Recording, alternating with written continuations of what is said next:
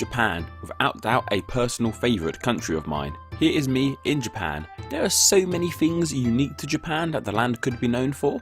The land of sushi, the land of video games and anime, the land of... oh honey toast, I miss you.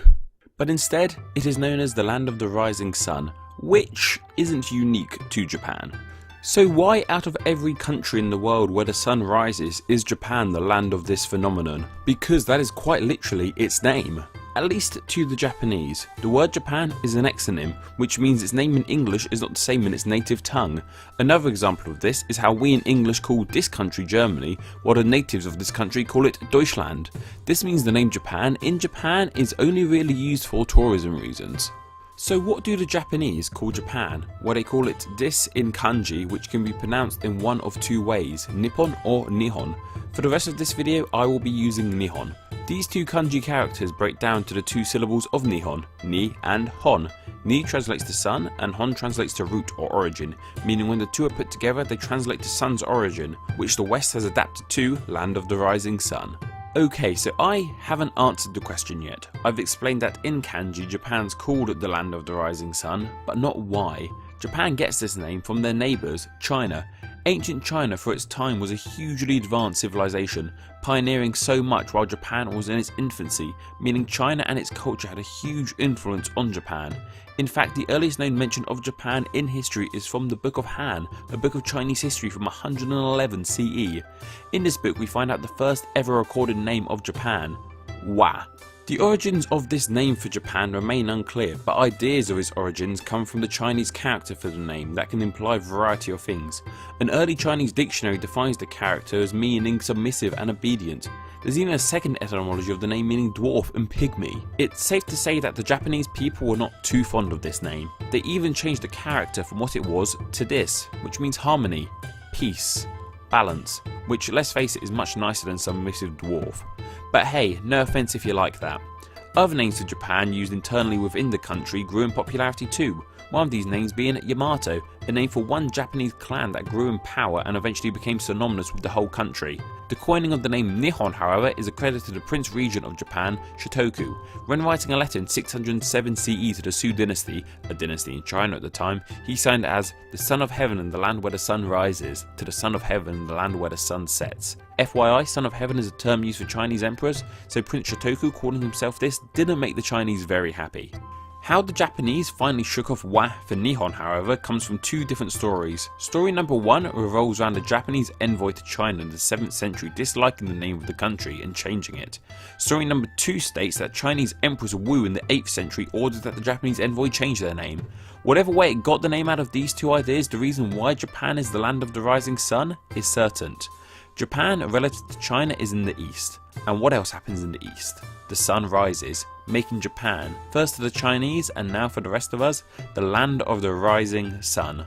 Flying carpet, magical lamps, bustling bazaars, and swashbuckling adventures that will come to mind for many. Basically all the tropes of the Arabian Nights. Yet, that's all in the past. Modern Arabia, more correctly known as the Arabian Peninsula, is not one unified nation or land which houses all of these ideas. It is instead land split into 7 countries. Kind of. There are a couple of other countries which have some land within the Arabian Peninsula, but for this video, we're just going to stick with the nations that are undisputably Arabian. The 7 countries we are focusing on today, however, all have their own unique histories, cultures, and of course, names. Though there's a bit of cross-pollination in a couple of their names. But anyway, let's dive into this portion of the Middle East and find out how the countries of Arabia got their names. And you know what? Let's look into their capitals too, just because I want to, I guess. Though before we look into the nations and the cities, we really ought to understand what the word of Arabia means, right? Anyone somewhat versed in place name origins will be able to tell you that Arabia comes from the name of a group of people. This is obvious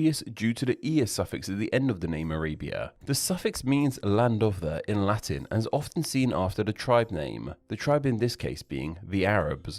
Arab is probably a term you've heard of before. It started life as a demonym for people who lived in the Arabian Peninsula, but as the Arab world expanded into other parts of Asia and Northern Africa, Arab became a term for anyone who lives here too, or speaks the language of Arabic or a variation of it. Arab as a word in its own right is pretty old, and we have many theories from multiple languages as to where it may ultimately come from. Ideas range from meaning desert, nomad, and merchant, just to name a few ideas in various Semitic languages. These ideas these relate to how and where the initial Arabs lived their lives. However the word came into being, it got picked up by the Greeks and then the Romans, who referred to the land they live in as Arabia. In fact, during the time of ancient Rome, the term Arabia was used in the names of 3 different provinces, not all of which equate to land in modern Arabia. One of these were Arabia Petrea, which is located just on the cusp of the modern peninsula. The latter part of this name means stony and relates to the geography of the land. Likewise, Arabia Deserta, meaning desert Arabia, was used for the main bulk of the peninsula, which is mainly desert. And then they also had Arabia Felix. This means fortunate Arabia or lucky Arabia, and was used for the southern tip of the peninsula. This part was seen as lucky as it had way more greenery and rainfall than the other parts of the land, making it far less inhospitable in the ancient past. Now we have an understanding of where the word Arabia itself comes from. We can cover the largest nation that resides on the peninsula, Saudi Arabia. The latter half of this name of course reflects the fact this nation is in Arabia. The Saudi part of the name reflects the origins of the nation in its many forms. The nation came into being in its current state in 1932. Prior to this, the land was a series of emirates. The person who oversaw the unification of this nation was Abdulaziz bin Abdul Rahman Al Saud, known to many as just Ibn Saud.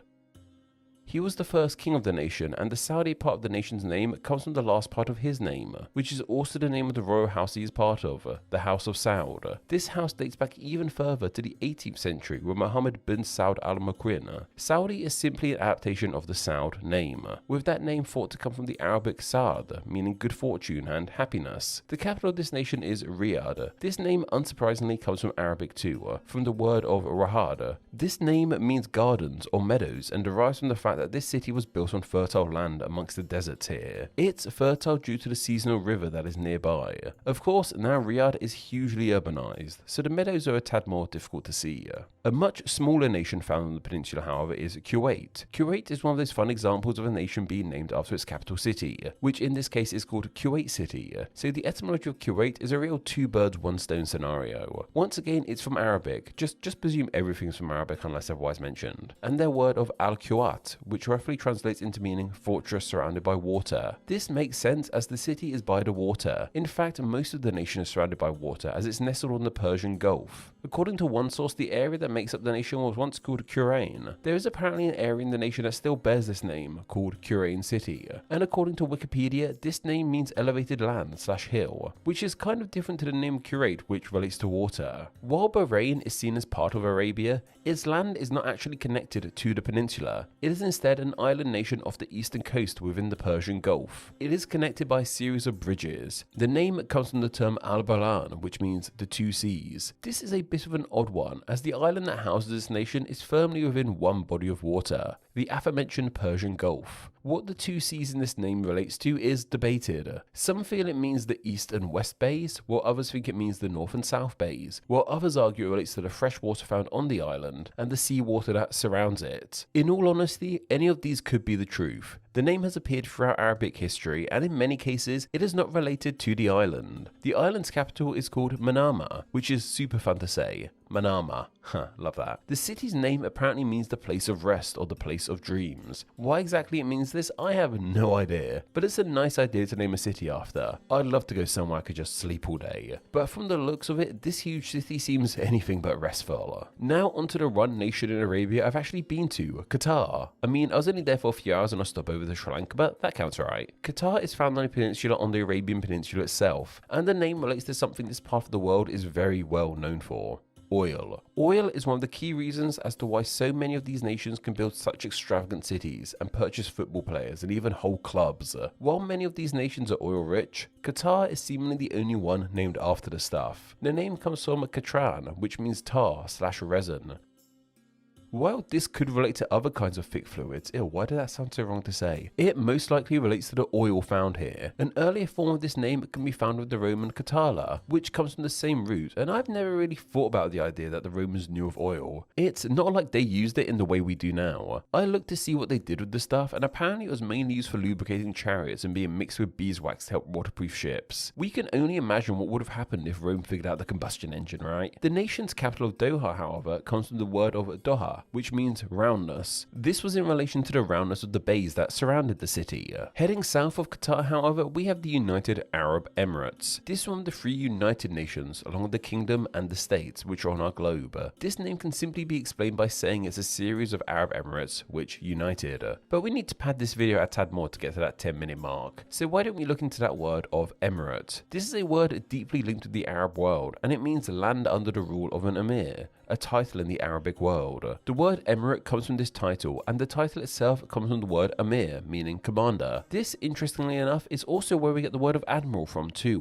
Dubai is probably the most known city in the nation, but its capital is actually Abu Dhabi. The name of this capital translates to mean the father of the gazelle. This is a really cool name, and it may come from the fact that before the city was established, this land was home to a huge amount of these animals. I imagine this would have specifically been the Arabian sand gazelle. They're really cute animals, though I can't imagine they're that abundant in modern Abu Dhabi. Venturing further south, we arrive in Oman, and Oman. This is a super old name. The earliest mention we have of this name comes from a tomb not in the nation itself, but from the neighbouring nation of UAE. This tomb mentions the King of Oman. From here, however, we aren't entirely sure where it comes from. The leading theory is that it comes from the name of a former ruler. There's even a theory that the name isn't Arabic, but actually of Persian origins instead. The capital's name is thankfully a tad more understood by us. Muscat's name means hidden. This is in relation to the hills that surround the city. Muscat is quite coincidentally the name of a type of wine too.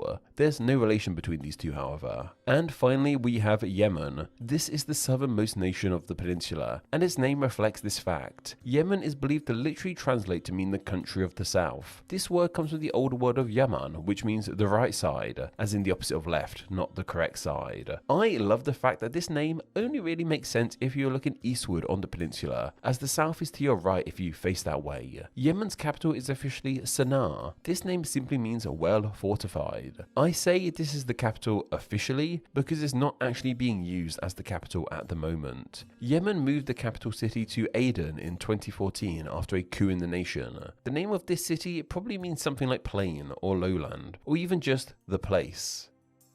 The coup that made Yemen relocate their capital was a very serious matter, to understate it, and to finally address the elephant in the room, the nations on the peninsula as a whole have had their fair share of controversies thrown their way, from human rights violations to the mistreatment of minorities, women and journalists. You don't have to dig too deep to find some ominous news coming from this corner of the globe. Part of me didn't want to highlight these nations in a video due to these facts, yet I want to talk about this part of the world because the decisions made by the people in power, which generate so much of the unwelcome news that comes from here, I genuinely don't feel reflect the views of the many people who live in these nations. And of course, the names of these nations, like all names, are still worth explaining. Indonesia is a country in Southeast Asia made up of islands and parts of islands, such as one half of the island of New Guinea, which borders the independent nation of Papua New Guinea, as well as the island of Borneo, which mainly belongs to Indonesia, as well as parts of the island belonging to Malaysia and a small state of Brunei. As well as sharing borders and parts of islands, Indonesia also seems to share part of its name with another country, the huge Asian country of India. Both nations have IND at the start of their name, and what's more interesting is that the word used to refer to something that relates to India is Indo, such as Proto-Indo-European language, the parent tongue of many European and Indian languages that I'm sure long-time viewers know all about by now. But anyway, why do both the names of these countries have similar beginnings? Was Indonesia named after India? Was India named after Indonesia? Or is it just a big coincidence? So, before we look at Indonesia, we should look at how exactly India got its name. India is named after a river that runs through the country, the Indus River. Originally, however, this river had a different name, coming from the Sanskrit language, Sindhu. This is also thought to mean sea in Sanskrit too. This name of Sindhu was corrupted in a couple ways over time by various languages. Iranians said S sound as H sound, so to them, Sindhu became Hindu, where the name of the Hindu religion came from, and the Greeks pronounced the name Sindhu as Indus, which became the name of the river that led to the name India. So India is named after the river, which rules out the possibility of India being named after Indonesia. So is Indonesia named after India? Well, short answer, yes.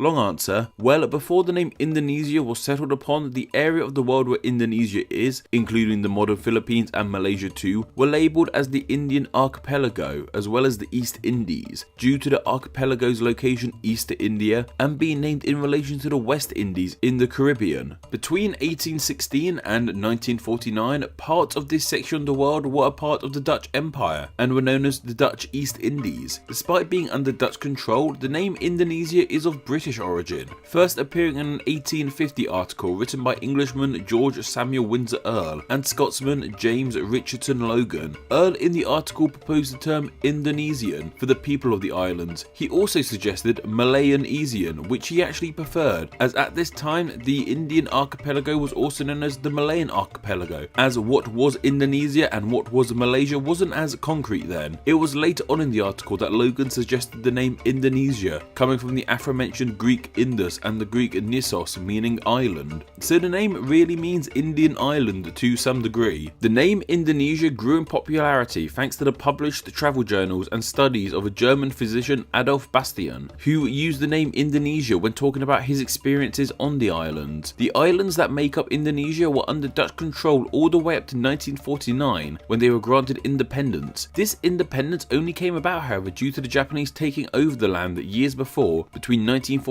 and 1945 during World War II. With the Netherlands being occupied by Germany, they couldn't really do anything to help the native Indonesians being overtaken by the Japanese. The natives were actually kind of happy to be under Japanese control, as it meant they were free from the Dutch. That was of course until they had to play their role in the Japanese war effort. When the Japanese were finally ousted by the natives of Indonesia, they saw this as their time to claim independence from the Dutch, which they finally achieved in 1949. What's interesting, however, is usually when a country gains independence from colonial rule, they change their name to reflect this. Indonesia, however, kept the name given to them by outsiders. So, despite history painting India and Indonesia as somewhat similar countries, are they actually that similar? Well, no, not massively. They have completely different cultures, different languages, and different most popular religions. Despite being close to each other, perhaps the only thing these countries have in common, aside from a somewhat shared history, is of course their name. In the East China Sea has gone by many names throughout its long history, and even to this day, the true name that this island should go under is heavily debated. In the English-speaking world, it is most commonly referred to as Taiwan, and for ease's sake, this is the name I'll be using in general when referring to this island/nation in this video. And yes, even calling Taiwan a nation is debated by some too. This whole video is a big can of worms I try not to spill all over the place, so apologies if any of those worms end up where they shouldn't be. I'm just a guy with an internet connection, not a historian or professor on the history of Taiwan. Though it took quite some time for Taiwan to end up with that name is very deeply linked with.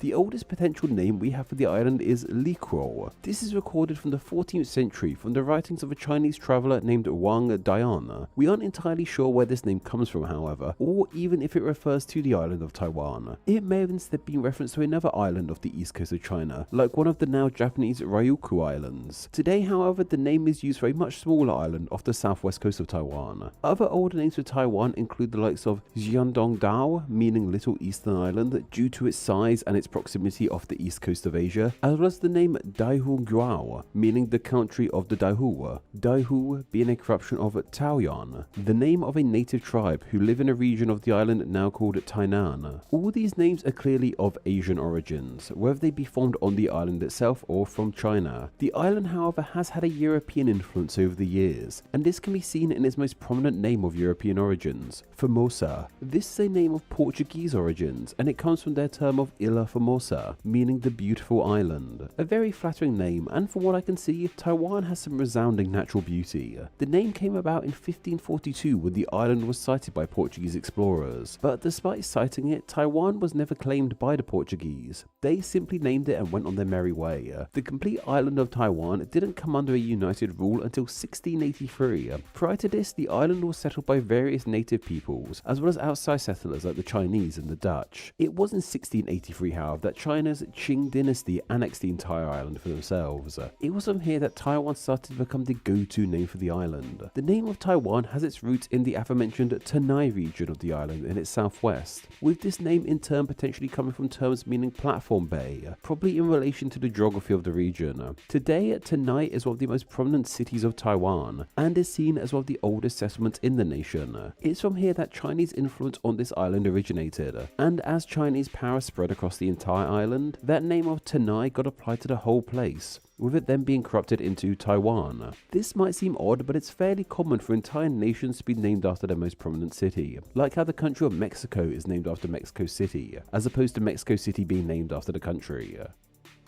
From 1683, Chinese rule of Taiwan lasted all the way until 1895. It was here that it came under the claim of Japan. Japan's time with Taiwan only lasted 50 years, however, as by 1945, in the aftermath of the Second World War, Taiwan was placed once again under the rule of China. This means that in 1945, the nation of China included a large area on mainland Asia, as well as the island of Taiwan. At this point, there wasn't really too much debate over the sovereignty of Taiwan. It was pretty much universally seen as an island of China, in the same way many other nations also have islands like Hawaii in the USA or Tasmania and Australia. At this point, China also had the full official name of the Republic of China, known as the ROC for short. China, however, was also facing a pretty big change unto itself at this time, as a few years after 1945, in 1949, the civil war that had been brewing in China over the last few decades culminated with the Chinese Revolution. This revolution was led by a certain guy called Mao Zedong and his Chinese Communist Party.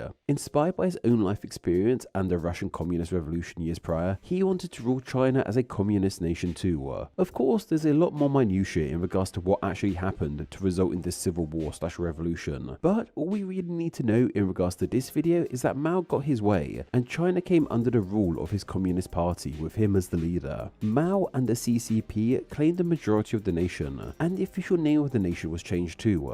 It went from being the Republic of China to being the People's Republic of China, or the PRC for short. Prior to Mao and his revolution, however, China was ruled by someone named Chiang Kai-shek, who was part of the Nationalist Party of China, once again the NPC for short. With civil war breaking out across his nation and communists claiming his land bit by bit, Kai-shek and his party fled from the land and took retreat in a part of the nation that the CCP hadn't supposedly claimed, the island of Taiwan. In Taiwan, Kai-shek and the NPC set up shop. He ruled over Taiwan as if it was the true China, albeit the true China reduced to a single island. He viewed it as a continuation of the state he ruled over, which until then had included the island of Taiwan and the rest of China in mainland Asia. He believed that this was the OG China so much that he even named the newly formed island nation the Republic of China, the same name OG China went under before Mao swept it and renamed it the People's Republic of China. And this kind of brings us up to where the nation stand today. Even to this day, Taiwan is officially called the Republic of China, or ROC for short, while the nation on the mainland is officially called the People's Republic of China / PRC for short, and is also commonly known as just China. Both of these countries insist that they are called China, and in turn they are the true nations of China.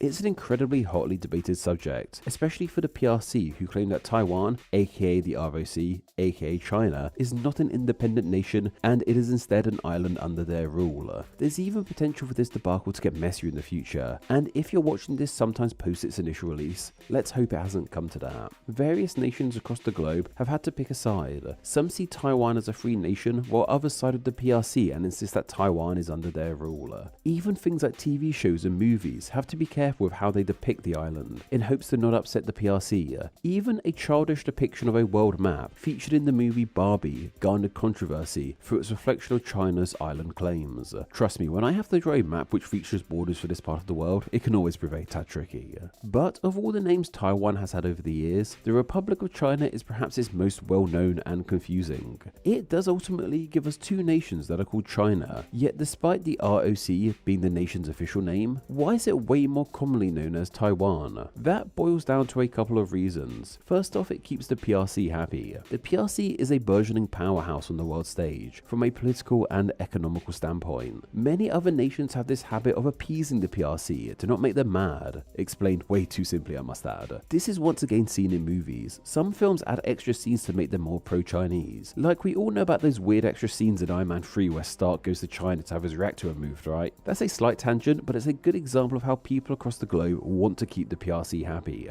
and keeping them happy also includes not calling Taiwan China. Another reason it is more commonly known as Taiwan is simply to save on confusion. To help differentiate them in day-to-day conversations, the Republic of China has become known as Taiwan. Taiwan is the correct term for the geographical landmass/island itself, regardless of what nation is ruling it. This means that this China would have been known as China-Taiwan or Taiwanese China to refer to it specifically, and over time it was shortened to just Taiwan. This is kind of like what we see with the nation of Guinea-Bissau, which highlights the nation's capital in its name to separate it from the other Guineas, or how the two Congo nations of Africa have been referred to as Congo-Brazzaville and Congo-Kinshasa respectively, differentiating them through their capitals. And speaking of highlighting a nation through its capital, that brings us neatly to another of Taiwan's many names. In some cases, Taiwan is referred to as Chinese Taipei. This is often used by international organizations which feature the countries of Earth coming together for one reason or another. The most notable example of the name being used is in the Olympics. Taipei is of course the name of the capital of Taiwan, and it simply means north of Taiwan, as the city is pretty much in the northernmost point of the island.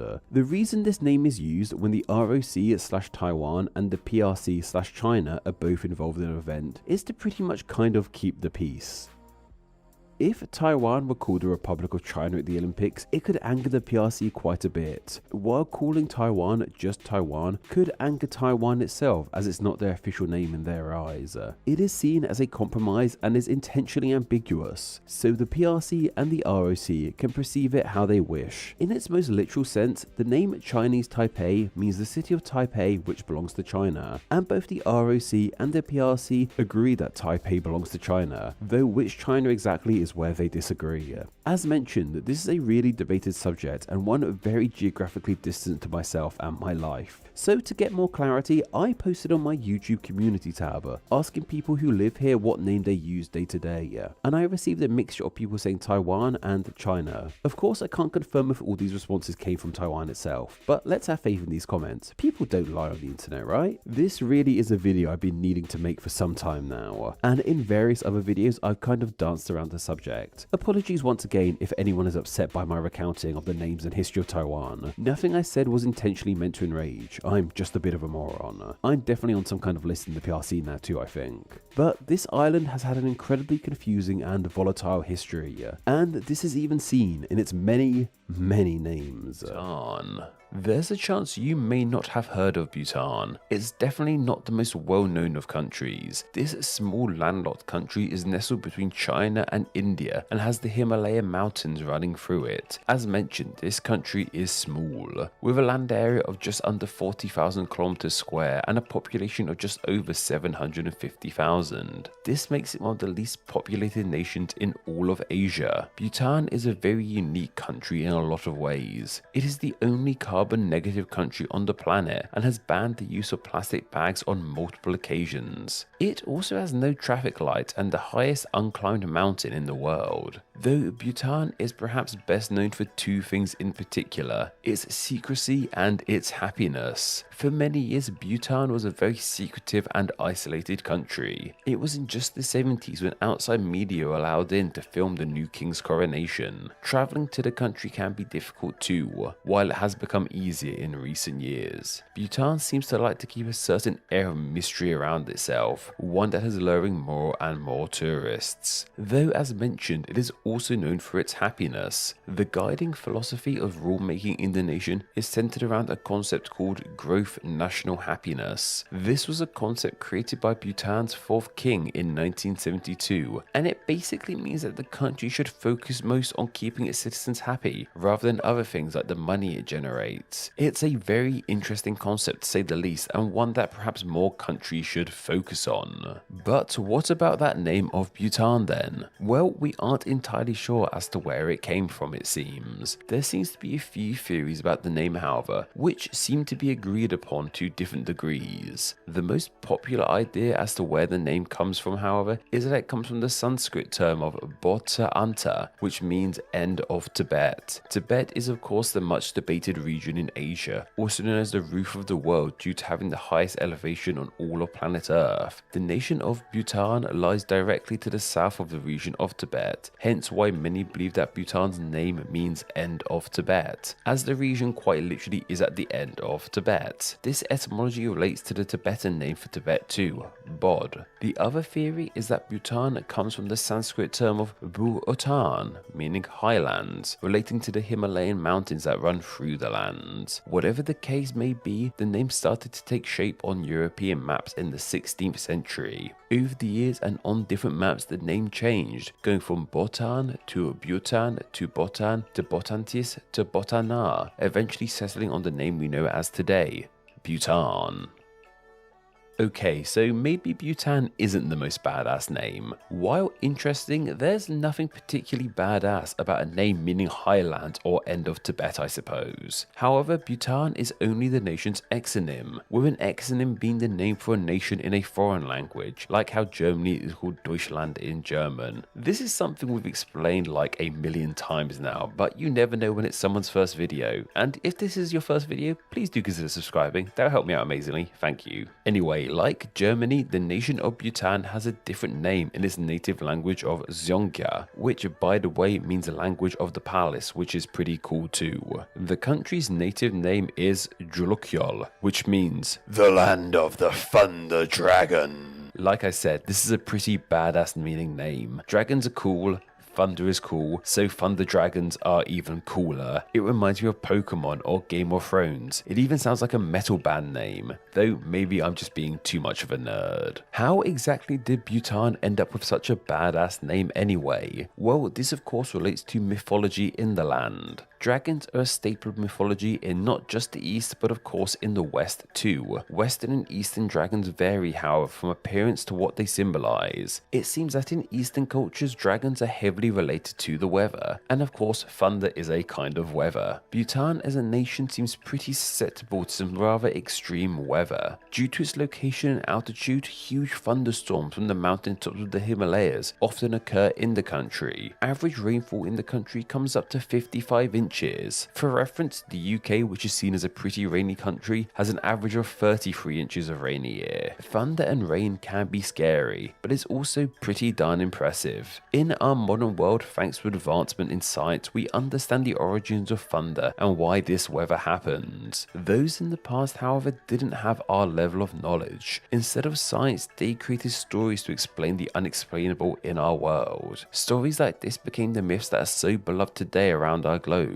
In Bhutan's past, it was told that these fierce storms were being created by a raging dragon, and the loud thunder was none other than the dragon's mighty roar. While it might sound silly to us now, how else could you possibly explain these huge roaring sounds permeating through the sky? It had to be none other than a raging dragon. Now, forgive me for gushing a bit too much, but I genuinely believe that the creativity ancient humans used to explain the world around them is one of the greatest achievements of the human race. This raging dragon soon took on a life of its own, becoming known as Juluk. Juluk, however, is way more than just a dragon and a namesake. The beast has pretty much become the national symbol of the land. Animal symbols are no new thing for nations. Most countries have animals that represent them, official or not, such as the bulldog and lion for the United Kingdom, the bald eagle of the USA, and the emu of Australia, to name a few examples. Having a dragon as your official animal, however, is kind of on another level. I can't help but feel that a dragon will destroy pretty much all other national animals. Well, maybe not an emu actually, those things are deadly. And of course, Bhutan is not the only nation with a mythical national animal. The phoenix, an example, is the national bird of Lebanon, and here in the UK, the national animal of Scotland is the unicorn. And of course, here in the UK, we have Wales too, whose national animal is also the dragon. However, the Juluk is way more than just a national animal too. The Juluk appears in many forms all across the land and the names within it. The title of the king of Bhutan is Juk Gyalpo, which means Dragon King, and the people of Bhutan are called Julukpa, meaning people of the dragon. These titles for the king and his people sound almost like a mystical warrior race you would find in Dungeons and Dragons or the Elder Scrolls, though once again that might be me being a bit too nerdy. Even in more minor ways the Druk is present, like how the national airlines of Bhutan is called Juluk Air, and how the national anthem's name translates to meaning the Thunder Dragon Kingdom. Though perhaps most visually noticeable, the Druk is in fact the mighty dragon that flies across their flag. It's hard to not stumble across the Druk when examining this nation and the names within it. Historically, however, the nation has actually gone by a selection of other names, it seems. One of the oldest names we have for this land is Lo Mon, meaning Southern Land of Darkness, which is also pretty badass too now that I think about it. The darkness in this name does not relate to actual darkness, but rather the metaphorical darkness this land was in at the time, as Buddhism had not enlightened the nation yet. Soon another name for the country would emerge too, being called Lo Mon Kanzi. This name means land of 4 entry points. This relates to the extreme terrain surrounding the nation. In the past, Bhutan was so hard to access that there really were just 4 accessible points of entry into the nation. One in the north, one in the east, one in the south, and one in the west. Another name the land would take on would be Lo Zhong Mejon. This one means southern land of herbal medicine. This name of course relates to the variety of flora in the land, many of which is believed to have healing capabilities. One final ancient name for the country is Senten Kapai Zhong. While this name might sound a tad more complex, it simply means land covered in cypress trees, because this country is indeed covered in cypress trees. All these previous names are far more conventional in regards to how we create country names, relating to the geography of the land among other things. However, none of them have really stood the test of time. So while to many outsiders this tiny nation has that unassuming name of Bhutan, to those who live within this small mysterious country, it seems it will forever be known by that badass name, meaning the Land of Thunder Dragons.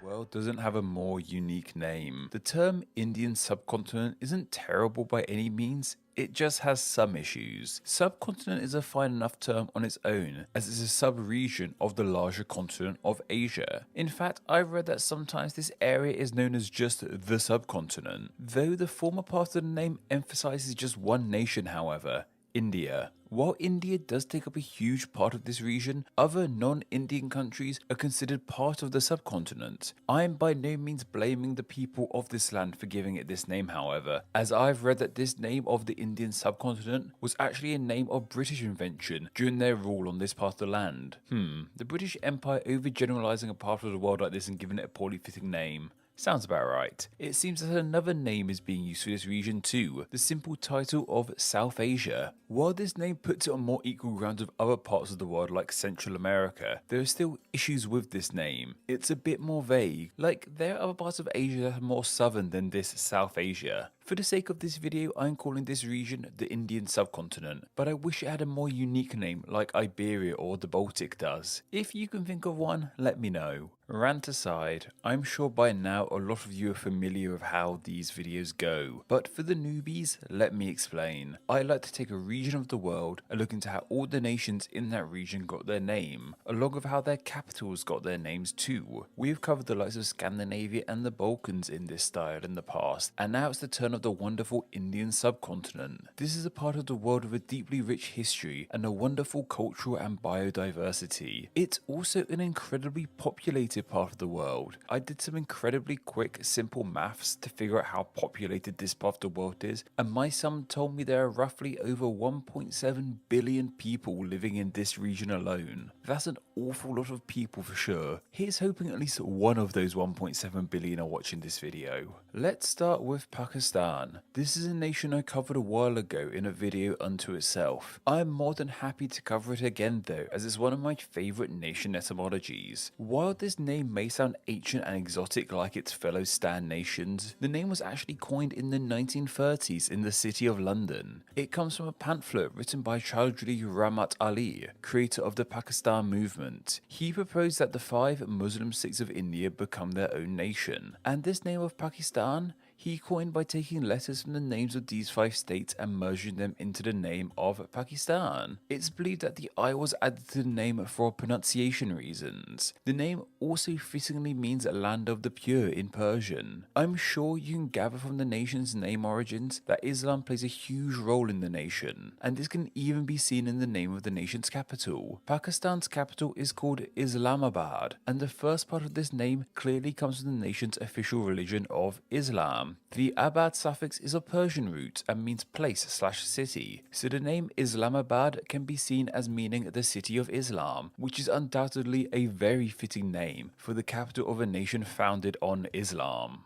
Nepal is a nation best known for two things, it would seem: its uniquely shaped flag and being home to Mount Everest, along with many of the other tallest mountains on our planet Earth. This is a pretty ancient part of the world, and the name of Nepal seems pretty ancient too, so we don't seem to be too sure as to where the name comes from in the first place. I have read all sorts of theories as to how this name came to be. One interesting one is that the name Nepal derives from two old words meaning wool and tented house. This name is supposed to reflect on the history of the land, the importance of yaks, sheep, and other mammals with their wool, and tented houses in which the people of the past lived in. It's a name meaning that conjures up a traditional Nepalese image, that's for sure. There are many other ideas, however, including it coming from the name of ancient kings and mythological figures relating to the land. The nation's capital of Kathmandu is named after one building, Kathmandu. This building's name means wooden shelter, and it was indeed a large wooden building within the city. Within this building was a shrine, and many mysteries and stories have been created around it. Sadly, however, this name-giving building was destroyed in the 2015 earthquake that devastated so much of the city. However, the building lives on in the name of the city it once resided in.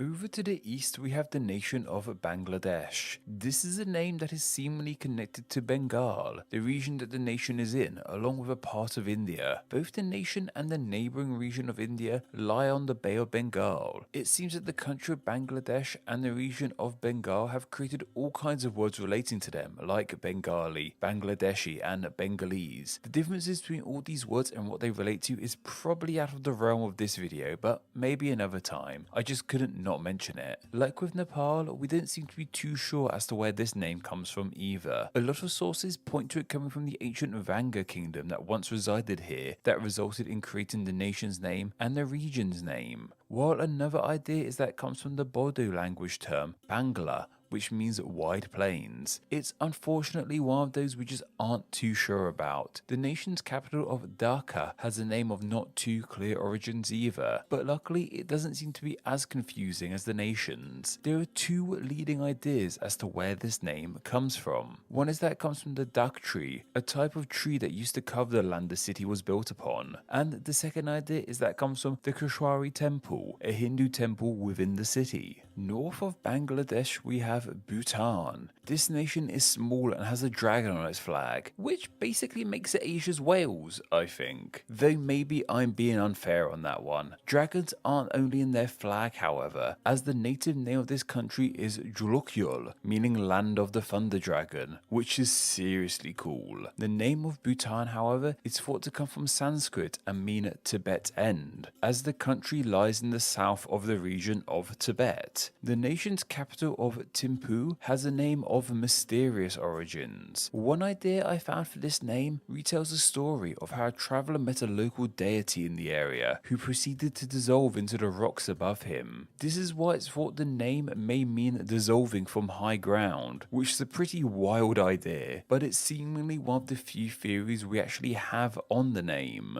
Finally, we arrive at the big one, the nation this entire subcontinent is named after. India. This nation is named after a river that runs through it, the Indus, which also runs through China and Pakistan. Though of course there's more to it than that. In Sanskrit, this river is called Sindhu. It was the Greeks who corrupted it into Indus. Meanwhile, Arab speakers corrupted Sindhu into Hindu, which gave us that name. The Greek Indus was used in creating the Latin India, which is still used to this day. How the Sindhu River got its name though is seemingly ultimately unknown. One idea is that it comes from the word Sintu, a native name for the date palm, which is found in this part of the world. It's of course also worth mentioning that India is just the nation's name in English. In the nation's other official language of Hindi, the nation is called Bharat, though this change in name could very well be a video unto itself. Speaking of things with videos unto themselves, India's capital of New Delhi does have a video unto itself explaining why it's new and where the old one is, We won't go into all that here, but you can watch that video for yourselves. We'll just look into the name Delhi for now. While we aren't sure as to what this name means, an idea is that it comes from Hindi and means threshold. This is thought to be a reference to the city's proximity to the Ganges and Indus rivers, and it being a threshold for these rivers' waters. As we leave the mainland of the Indian subcontinent, we arrive in the island nation of Sri Lanka. Out of all the countries covered in this video, this is the only one I've actually been to, so forgive me if I'm a little biased about this one as it holds a dear place in my heart. Sri Lanka has gone by many different names in the past, from Ceylon, Tambampani to Serendip. However, the oldest known name we have for the island is just Lanka. Lanka is thought to just mean island in an ancient Indian language. As to the people of India, Lanka would have just been their most known about island. Over its long history and finally achieving independence in 1972, the island took on the name Lanka yet again, though this time they added Sri to the start of it. This is an honorary title meaning resplendent, so the name means resplendent island. Sri Lanka has two capital cities. Its executive and judicial capital and largest city is called Colombo. This name is thought to be a Portuguese corruption of the native name for the area, Colon Tota, which means port on the river Kalani. Sri Lanka's other capital is called Sri Jayawardenepura Kotte, which thankfully is often shortened to just Kotte. This name translates into English to mean the blessed fortress city of growing victory, which is a very grand name, that's for sure. There's one last nation I want to talk about today, and while it is seen as part of the Indian subcontinent, it's all the way in the heart of the Indian Ocean, that being the tiny island nation of the Maldives. The Maldives is made up of a chain of small coral islands, and the nation's name seems to very much reflect the nation's geography, as once again it comes from Sanskrit, with their word Maladvipa, which means a garland of islands, as the shape of these islands are very much like a garland. What a lovely tropical name these islands have. The nation's capital of Malay is believed to come from this same root too, and some sources even say that the country as a whole was named after this city. The Indian subcontinent is definitely a huge diverse part of the world, whether you be trekking in the dragon nation of Bhutan or swimming in the garland of the Maldives, and this diversity in the land is seen perfectly in the diversity of the region's names. Pakistan is home to many awesome things, from beautiful buildings to the second tallest mountain on our planet, K2. What it's also home to is my personal favourite etymology of a country. I've been wanting to make this video for a while now, and with recently breaking my wrist, now seems like a good time to have a bit of a pick-me-up and talk about the history that went into the naming of Pakistan. Also, sorry if this video isn't as well animated. Like I said, broken wrist. When you hear a name like Pakistan, you would think it has roots in the ancient world, as it's an equally ancient sounding name. Yet, what if I told you the name Pakistan can not only be pinpointed to an exact date, but also pinpointed to an exact location it was coined? That time and place? Well, it wasn't somewhere in India thousands of years ago, but it was first recorded on the 28th of January 1933 at number 3 Humberston Road, Cambridge, England. Now I know what you're thinking. How on earth was a name like Pakistan formed here in Blighty of all places, coined less than 100 years ago? Well, that's because the country of Pakistan is actually fairly new. The land that makes up Pakistan was originally part of British India, only gaining independence from then on August 14th, 1947. But why exactly did this region of India want to be a separate country? Well, it all came down to religion. At this time, around 25% of India was Muslim, as opposed to the majority of the country being Hindi. There wasn't too much intermixing between the people of these two opposing religions. They did not marry, eat together, or even share water on trains. It's from this divide in religions that Indian expat student Chaudhry Lamat Ali comes into play. He wrote his Now or Never, Are We to Live or Perish Forever pamphlet in the aforementioned number 3 Humberston Road, Cambridge, England in 1933. In this pamphlet, he expressed his belief that his fellow Muslims living in the more Muslim populated provinces of India should gain independence and have their own Muslim nation nation. He dubbed his nation Pakistan, with the I being added later just to make it sound neater. So where did he get this name from? Did he pull it out of thin air as he thought it sounded good and traditional? Well, not quite. What's so fascinating about the name Pakistan is it's actually an acronym of the names of the Indian provinces he wished were independent from India. The P comes from Punjab, the A comes from the Afghan province, the K from Kashmir, the S from Sindh, and the Tan coming from Baluchistan. But the Stan suffix is seen with other nations such as Uzbekistan, Turkmenistan, and Tajikistan, just to name a few, and comes from the Persian and Urdu language, meaning the place of. Wow, there sure are a lot of countries that names end with Stan. That could make a fun video one day. Speaking of the Persian language, the name takes on another meaning in this language. In Persian, the name means the place of the pure, as Pak is the Persian word for pure. So yes, Pakistan's name is kind of an acronym and a pun rolled into one. It's so fascinating. The name Pakistan looks right at home next to places like Afghanistan and India. But when we look into the history of this country and its name, it reveals itself that this name has rather modern roots, coined in perhaps one of the most unexpected of places, in a suburban house in Britain. If you're anything like me, when you hear Arabia, certain things come to mind. Things like Aladdin, Sinbad, all the iconography from the tales of the 1001 Nights, and of course the best Crash Bandicoot level there is. Yet if you look at a modern map of the world, you wouldn't find a single country called Arabia. While we have the countries of Saudi Arabia and the United Arab Emirates, we don't have a country just called Arabia. For me, the name Arabia conjures up such a strong image. Perhaps that's just me watching too many movies. So where does this image of Arabia come from? Was there ever just a country called Arabia? And of course, where does this name come from? Like I said, Arabia isn't one specific country. Arabia is actually the Arabian Peninsula, known in Arabic as Jazirut al-Arab, meaning the island of the Arabs. So wait, in English it is called a peninsula, and in Arabic it is called an island? Well, the English name is more accurate this time, as Arabia is more a peninsula than an island. Located in the southwesternmost point of Asia, surrounded by the Red Sea, Gulf of Aden, Arabian Sea, Gulf of Oman, and the Persian Gulf. Countries considered to be part of the Arabian Peninsula are Bahrain, Kuwait, Oman, Qatar,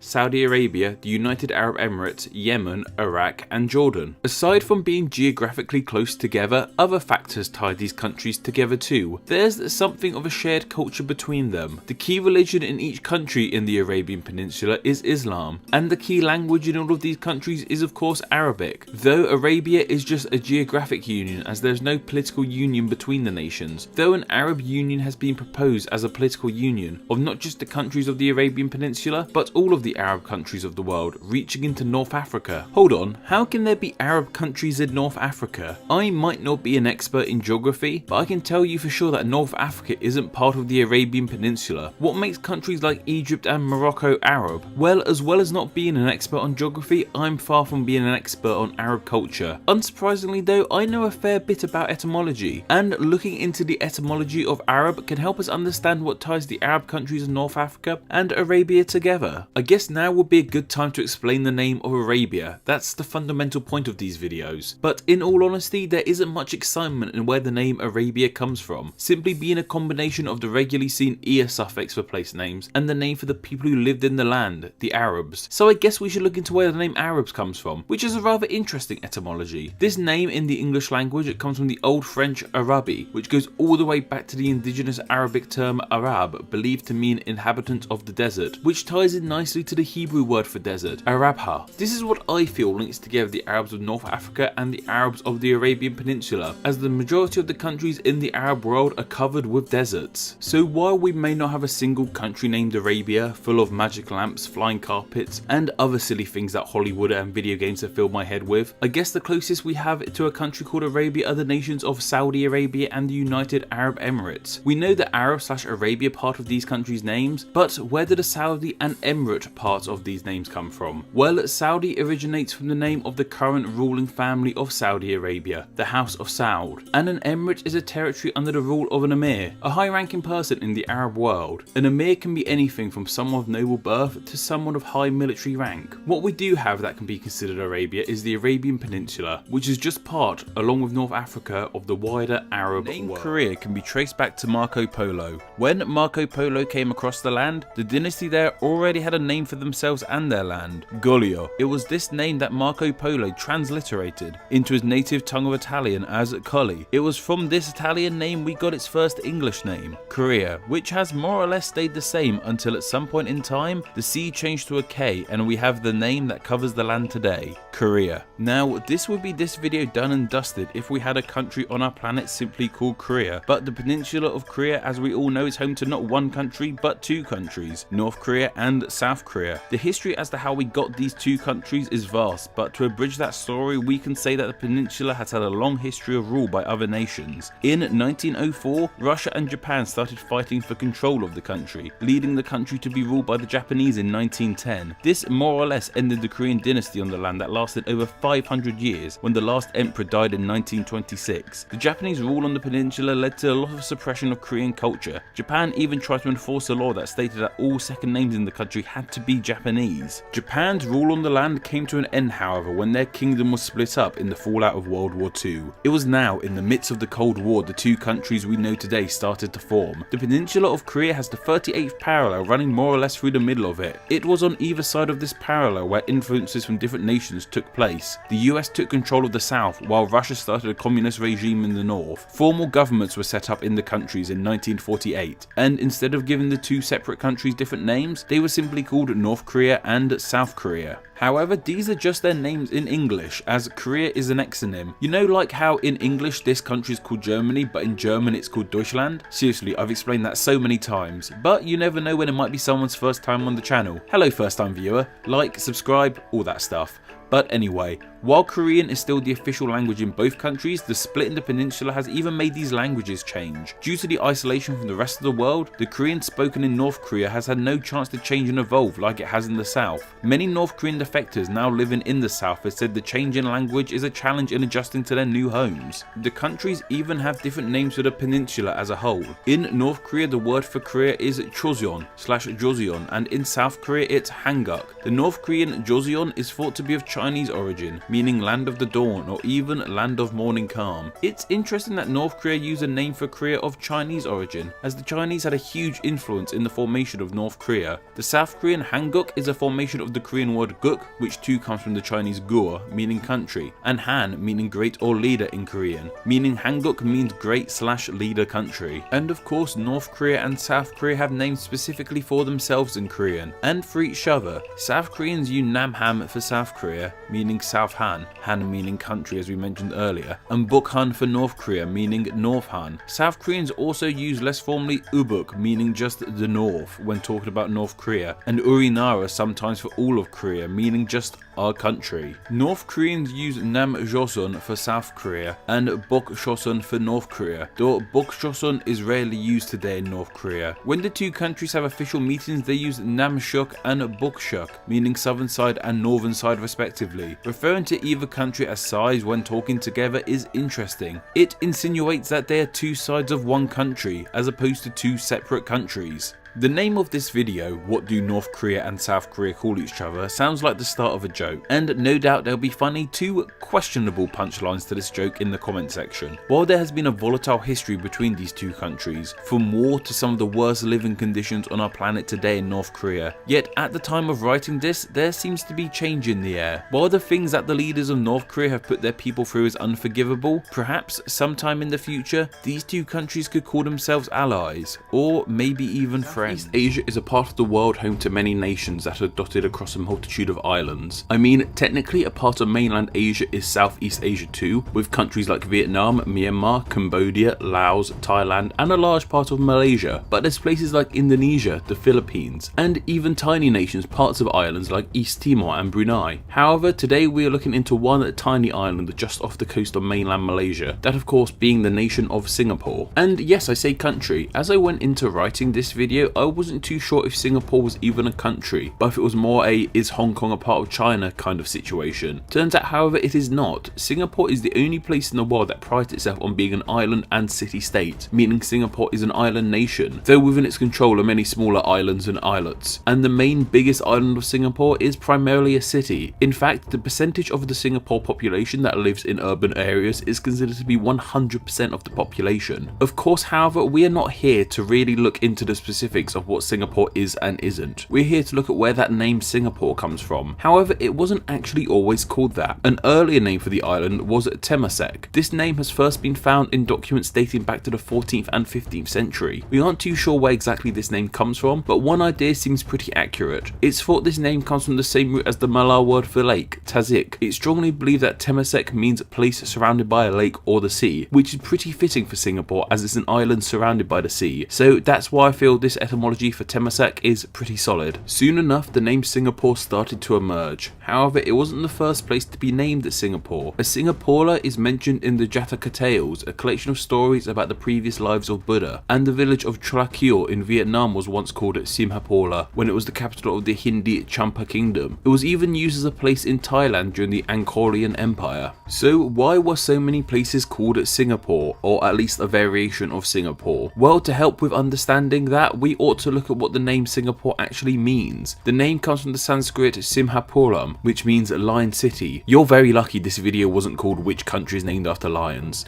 This name is a combination of Simha, which means lion. I think it's a coincidence this sounds somewhat like Simba, and Puram, which means city. It's likely this name comes up in the Buddhist world so much as lions play a large role in Buddhism. So why did this island end up with the name Lion City? There's actually a couple stories as to how this happened. Both are somewhat steeped in the world of legends, however. One idea comes from the story of a Sumatran prince named Sang Nila Utama, who was out hunting one day on the island when he saw a mysterious animal in the far off distance. He believed this animal was a lion and he saw it as a good omen to set up a city where the lion stood, which would eventually become Singapore, though this is debated as lions aren't really known for being native to the island. Yet the second theory, and the theory that helps us explain why the name changed, is thought to be due to the last king of the island changing the name from Temasek to Simhapolam because he wanted the island to have a name related to the wider Sanskrit speaking world, as opposed to the name Temasek, which only meant something to the Malay speaking world. If this was the case, then unfortunately his Sanskrit name of Simapura was translated to Malay as Singapore, and then when the British arrived on the island, the name we now have today, Singapore, was cemented. However, these aren't the only two names that Singapore has gone by. A more notorious one is Soinantu, the Japanese name given to the island was occupied by the Japanese in World War II. This name meant light of the south, which makes sense as Singapore is south to Japan. Once the Japanese surrendered, however, the name quickly disappeared. Even till today, the name is apparently something of a sore subject in Singapore. The most interesting name I found, however, isn't technically a name for the country of Singapore as a whole, but just a name for the biggest island of Singapore that makes up the majority of the nation, this name being Pulau Ujong. This name means island at the end in Malay, which is super fitting as Singapore is quite literally the island at the end of the peninsula. Vietnam is known for many things, from stunning scenery to busy cities, and of course war flashbacks where you tilt your head and look off into the distance.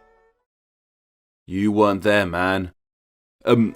Anyway. Vietnam is a part of the world oddly known as Indochina. Indochina is such an odd name as Vietnam, along with the other nations of Indochina such as Laos and Cambodia, aren't really a part of China or India. It's because of where this part of the world is located, tucked in between China and India. Southeast Asia, however, is a much less confusing name. This video, however, is just about the nation of Vietnam, so where did that name come from exactly? The name Vietnam actually comes from two Vietnamese words, Viet and Nam. That first word of Viet comes from the name of the people who live there, the Bac Viet, who in English are known as the Bayou. Look at that, another place named after people who live there. We aren't too sure from where the name Bac Viet comes from, but the Viet part is thought to come from Chinese, meaning far off and beyond. As to the Chinese, the Vietnamese people would have been far off, especially the people in the southern parts of Vietnam. Speaking of southern Vietnam, this brings us nicely to the Nam part of the Vietnam name, which in Vietnamese means south, as the Bac Viet people were in the south of modern Vietnam, and of course to China, Vietnam was in the south. China has played a large part in Vietnamese history. In fact, for the longest time, Vietnam was ruled by the Chinese, which started in 111 BCE and is thought to have come to an end in 938 CE. It's from this time of rule where we get the name of Anam for Vietnam. This name for Vietnam is of Chinese origin. As you can see, the Nam part of the name is still here, once again meaning south. Chinese and Vietnamese are similar languages, so it makes sense that this Nam part would mean south in Chinese and Vietnamese. So what does the An part mean? Well, this comes from the Chinese An, meaning peace. So this name means the pacified south, as to the Chinese, this part of the world was in the south. and peaceful. This name for Vietnam carried over to when the French took control of Indochina between 1887 to 1945. While it was only the easternmost point of modern Vietnam that was referred to as Anam, in the west this name became synonymous with all of Vietnam. However, in 1940 the Japanese invaded and took over Vietnam. Luckily, however, when they were defeated by 1945, Vietnam not only declared themselves independent from the Japanese, but from the French too, ridding themselves of the name Anam that was bestowed upon them by the Chinese and held onto by the French, and returning to a name from their own language, which represented their own people, Vietnam. It is a country south of China that's home to some amazing architecture, a gold rock that defies gravity, and a holy python that can bless you. Yet, what is this country actually called? Well, some would say Burma, while others would say Myanmar. Officially, the country was called Burma and has since changed its name to Myanmar, but of course, as always, there is a lot more to it than that. But first, let's look at that original name of Burma. Just where did that come from? One idea is that it comes from the name of Brahma, Brahma being the creator god in Hinduism, and the name Burma in Burmese is Burma. The English name Burma, however, is thought to come from the Portuguese name for the country, Birmania. The name Burma too refers to the largest group of people in the land area, the Burma people. The actual country of Burma dates all the way back to the 11th century when King Anuwata united the state. Even though it was united as one nation, there were still political issues in the country. In the 1800s, the British saw Burma's instability and took over the country after 3 Anglo-Burmese wars.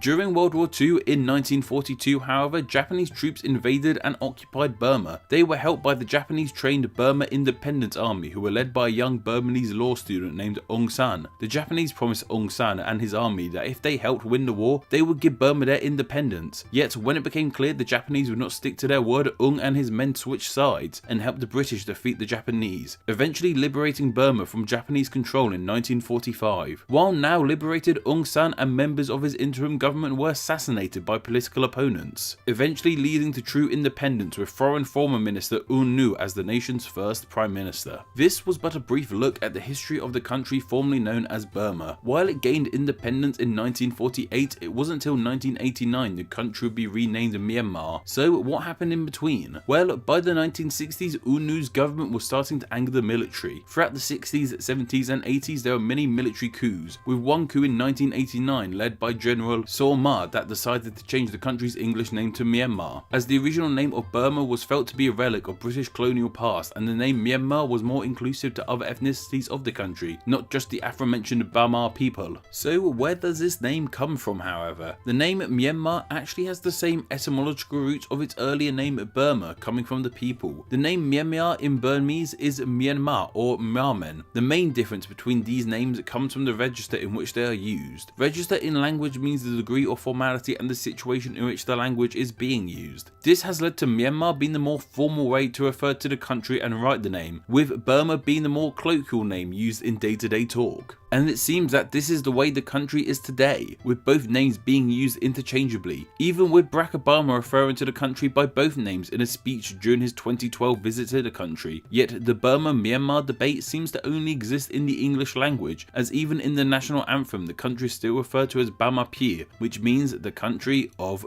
Burma. Back into the nation of Thailand. And this is a country I'm more than happy to revisit, as it's an amazing part of the world. With an area size of just over 500,000 kilometers and a population of just over 66 million, Thailand is the 50th largest nation by geographic size and the 22nd largest by population size. It's a nation known for its bustling cities like Bangkok with vibrant nightlife, yet it's also a country known for its peace and amazing natural and historic sites like the ancient city of Ayutthaya and its many national parks. Of course, it has incredible wildlife too, most famously its elephants. Thailand also has some more obscure claim to fames, like it being the native home of the energy drink Red Bull, or that one city in the nation holds an annual monkey buffet where the wild monkeys are offered food by the local residents. It really is a nation with a bit of everything. While pretty much all of us know this country as Thailand today, this certainly wasn't always the case. In the past, the country went by a different name entirely. country, that being Siam. What's interesting about this name is that not only is it an older name for the country, but it's also an exonym. An exonym is when a country has a vastly different name outside of its native language, like how Germany is called Deutschland in German, or how Japan is called Nihon in Japanese. I'm sure most of you watching by now know this anyway, still no harm in being thorough. So this video really could have been one of my why is X called Y in English videos, instead of one of my why did X change its name to Y videos. So consider this video 2 in 1, you lucky people.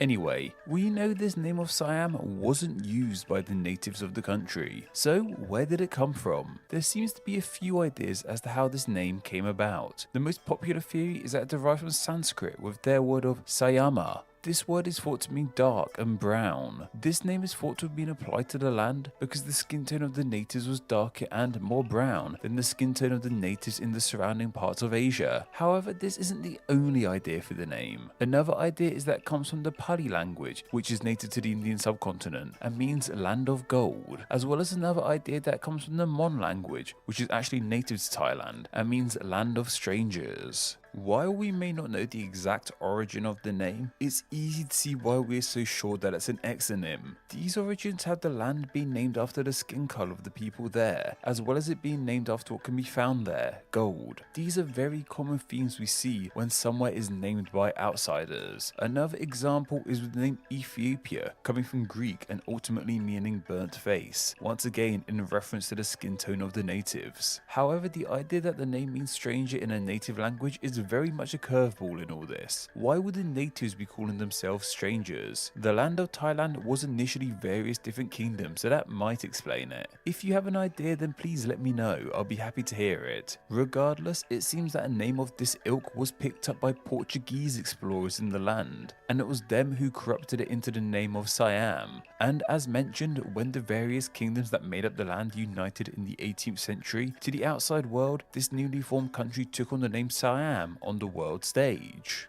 While this name became standard across the globe, what about in Siam itself? What are people of Siam calling Siam Siam? Well, I've kind of read conflicting reports on this. Some places have said that Siam was used in the nation, especially for translating their name into English. Like, we have postage stamps from the land with Siam written on them. King Mongkut the Great was also known to sign things as the King of Siam too. However, others have pointed out that in the land and in their language, the country has always been called Mueang Thai, with this name meaning land of the Thais, aka Thailand. So if Thailand has always been called Thailand by its natives, then where did that name come from?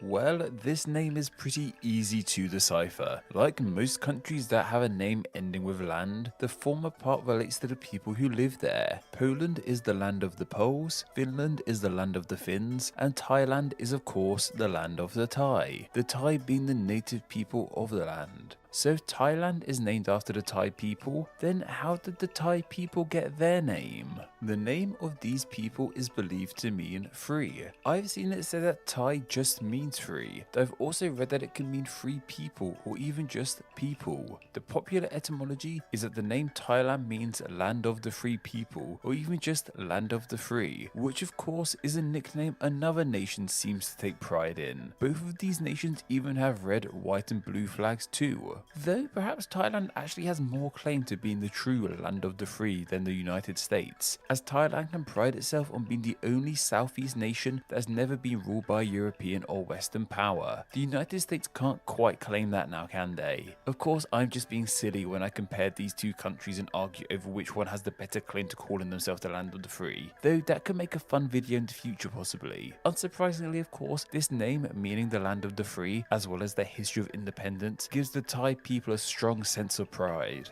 While Thailand, or at least a Thai variation of it, has always been the nation's name in Thailand, how exactly did that name become the norm across the rest of the world and replace Siam? Well, this change in name came about in the early 20th century. It was in this period of time that land that Thailand had claimed from Laos, Cambodia and Malaysia had to be surrendered to the French. This of course angered people, and in 1927 a new radical political party was formed in Siam, as it was called to the outside world at the time. This party was called the People's Party, and one of its founders was a former army officer called Phibun. Sick of the Thai monarchy, in 1932 he helped lead a coup against the king and set up a more Western-style government in the country. While the royal family survived and still do to this day, by 1938 Phibun and his People's Party were running the country under a dictatorship. It was a year later in 1939 that he formally changed the country's name from Siam to Thailand for the rest of the world.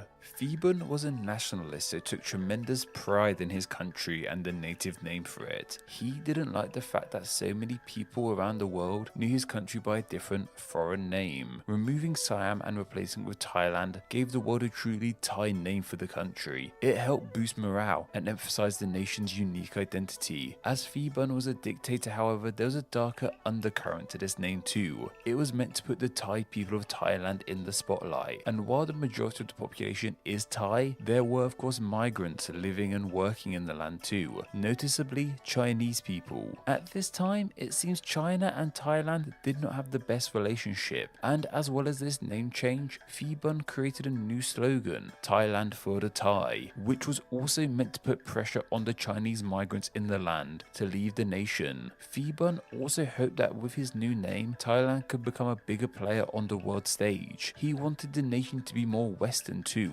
This included a new national anthem, adopting the Western calendar, and demanding Thai people wear more Western style clothes. It seems really contradictory to take away the nation's more Western name in favour of a native name, but in turn make your nation adopt more Western lifestyles. But more often than not, dictators are pretty contradictory, weird, unpleasant individuals. While Phibun graced the land with that name in 1939, this isn't the story over and done with, as the country actually reverted back to the name of Siam in 1946. This seems to be because 2 years earlier in 1944, Phibun was forced to resign. With his regime over, the name could revert back, yet this would only last another 2 years, as in 1948, Phibun found himself in control of the land again thanks to the US and military support. It wasn't before too long he placed the name Thailand on the land once again, and since 1948 the name has remained the same, officially being the Kingdom of Thailand, which is Ratchka Anachkatai in their native language. And while that name may remain, Phibun did not. He was eventually ousted in 1957, and from there he lived in exile in Japan until his death in 1964. Though despite his death, the name Thailand has lived on.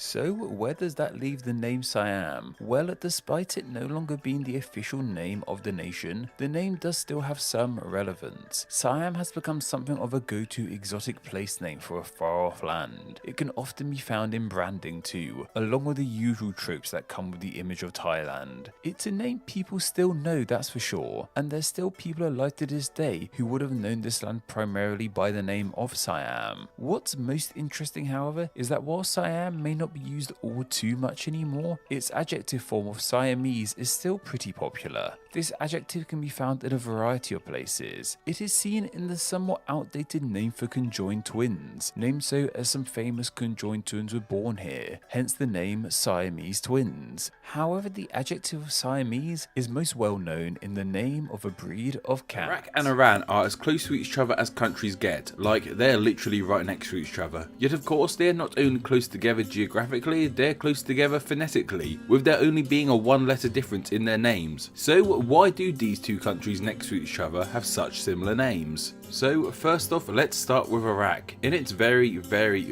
early history, the modern country of Iraq actually went by a different name, Mesopotamia. Well, I guess it wasn't so much the same country but with different names. It's more modern Iraq houses what was once ancient Mesopotamia. But what exactly was Mesopotamia? Well, Mesopotamia was more a collection of varied cultures in that region of the world. It is often referred to as the cradle of civilization, as it was in Mesopotamia where pretty much the modern human life began. Born from Mesopotamia were some of the earliest myths, religions, philosophies, the idea of a city as we know it today, and perhaps most importantly, writing.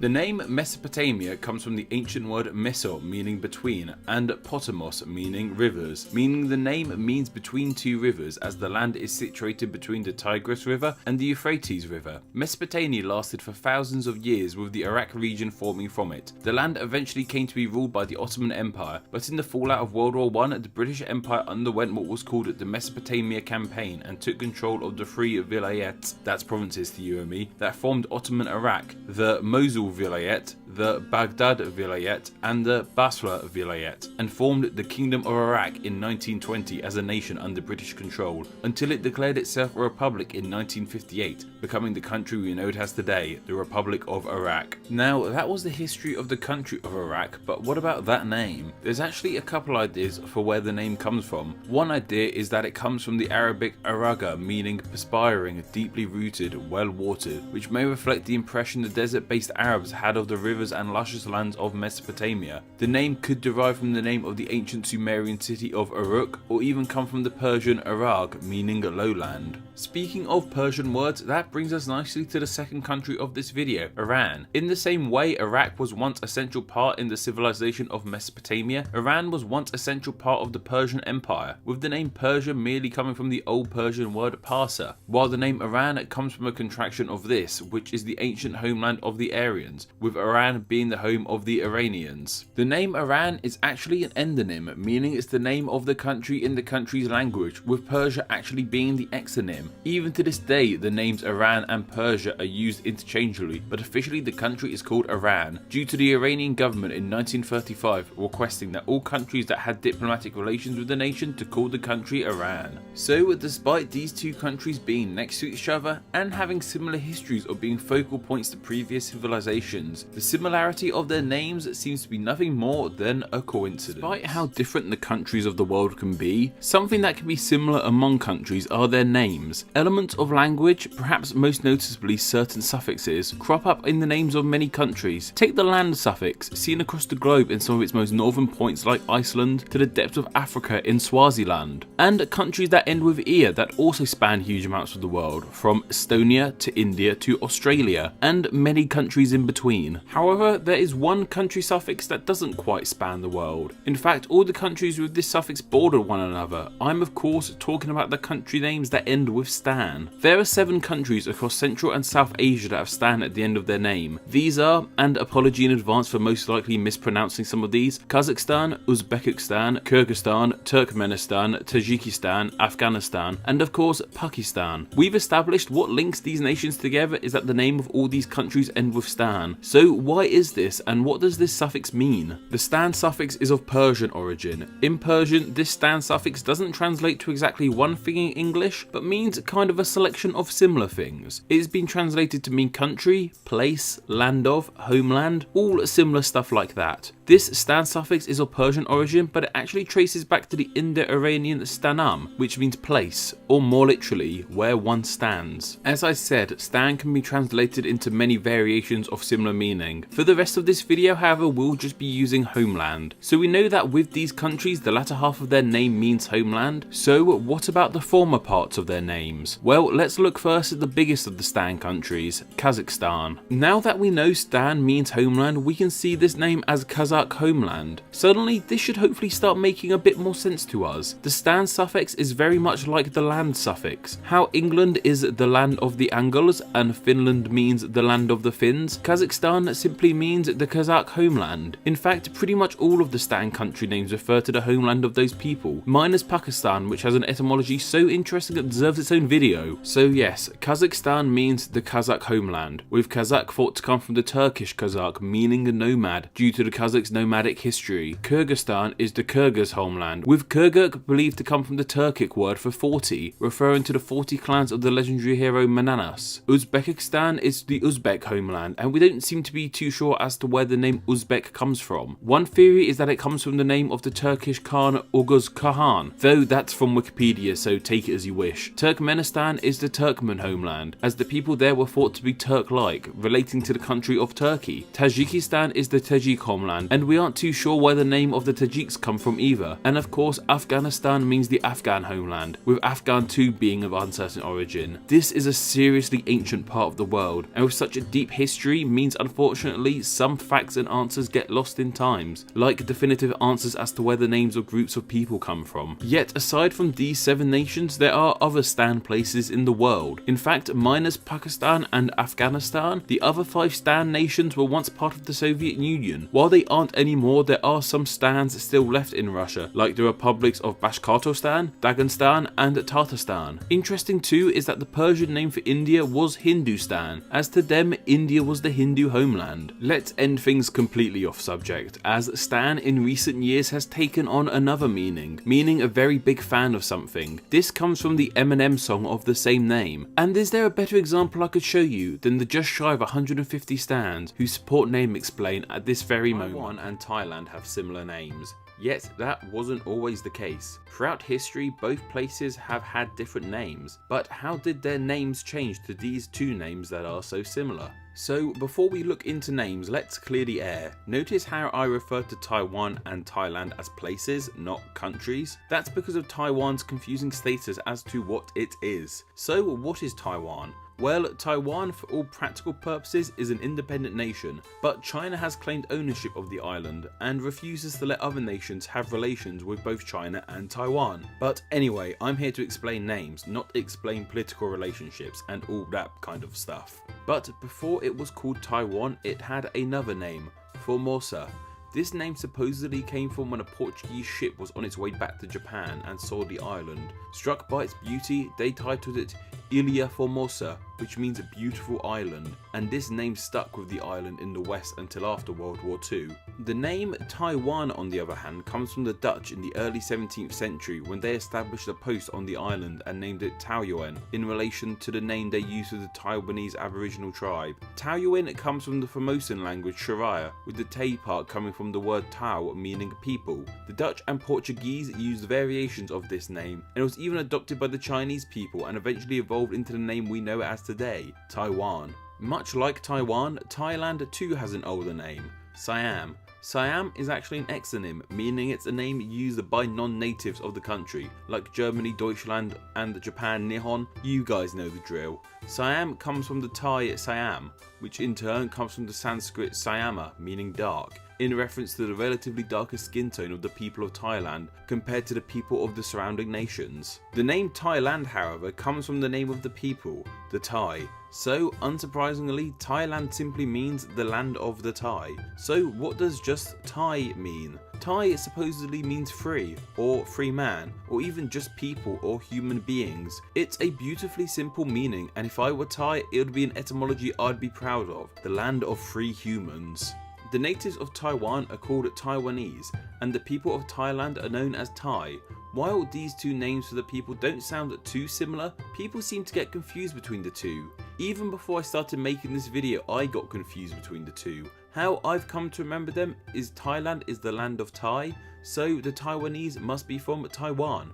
So why are these names similar? The start of both names refer to people, with the Thai in Taiwan coming from the Sharia Thai, meaning people, and the Thai part of Thailand also meaning people, among possible other things. It's also interesting to note that both the languages spoken of Taiwan and Thailand may come from the same family, Sino-Tibetan, with Chinese, specifically the version of Mandarin spoken in Taiwan, and the Thai spoke in Thailand being 2 subgroups of this family. However, some believe that Thai and Chinese should consist of one single subfamily called Sino-Siamese. It's still up for debate. Off the southeastern coast of India lies the island nation of Sri Lanka, a nation full of ancient temples, amazing train journeys and many elephants. This island is home to a huge amount of history too, of course, and what's interesting about its history is that throughout all this time the nation has gone by a lot of different names. In fact, despite how ancient the country is, the name Sri Lanka as it's seen today only came about in 1972. So what is the earliest known name we have for the island? Well, it's simply that.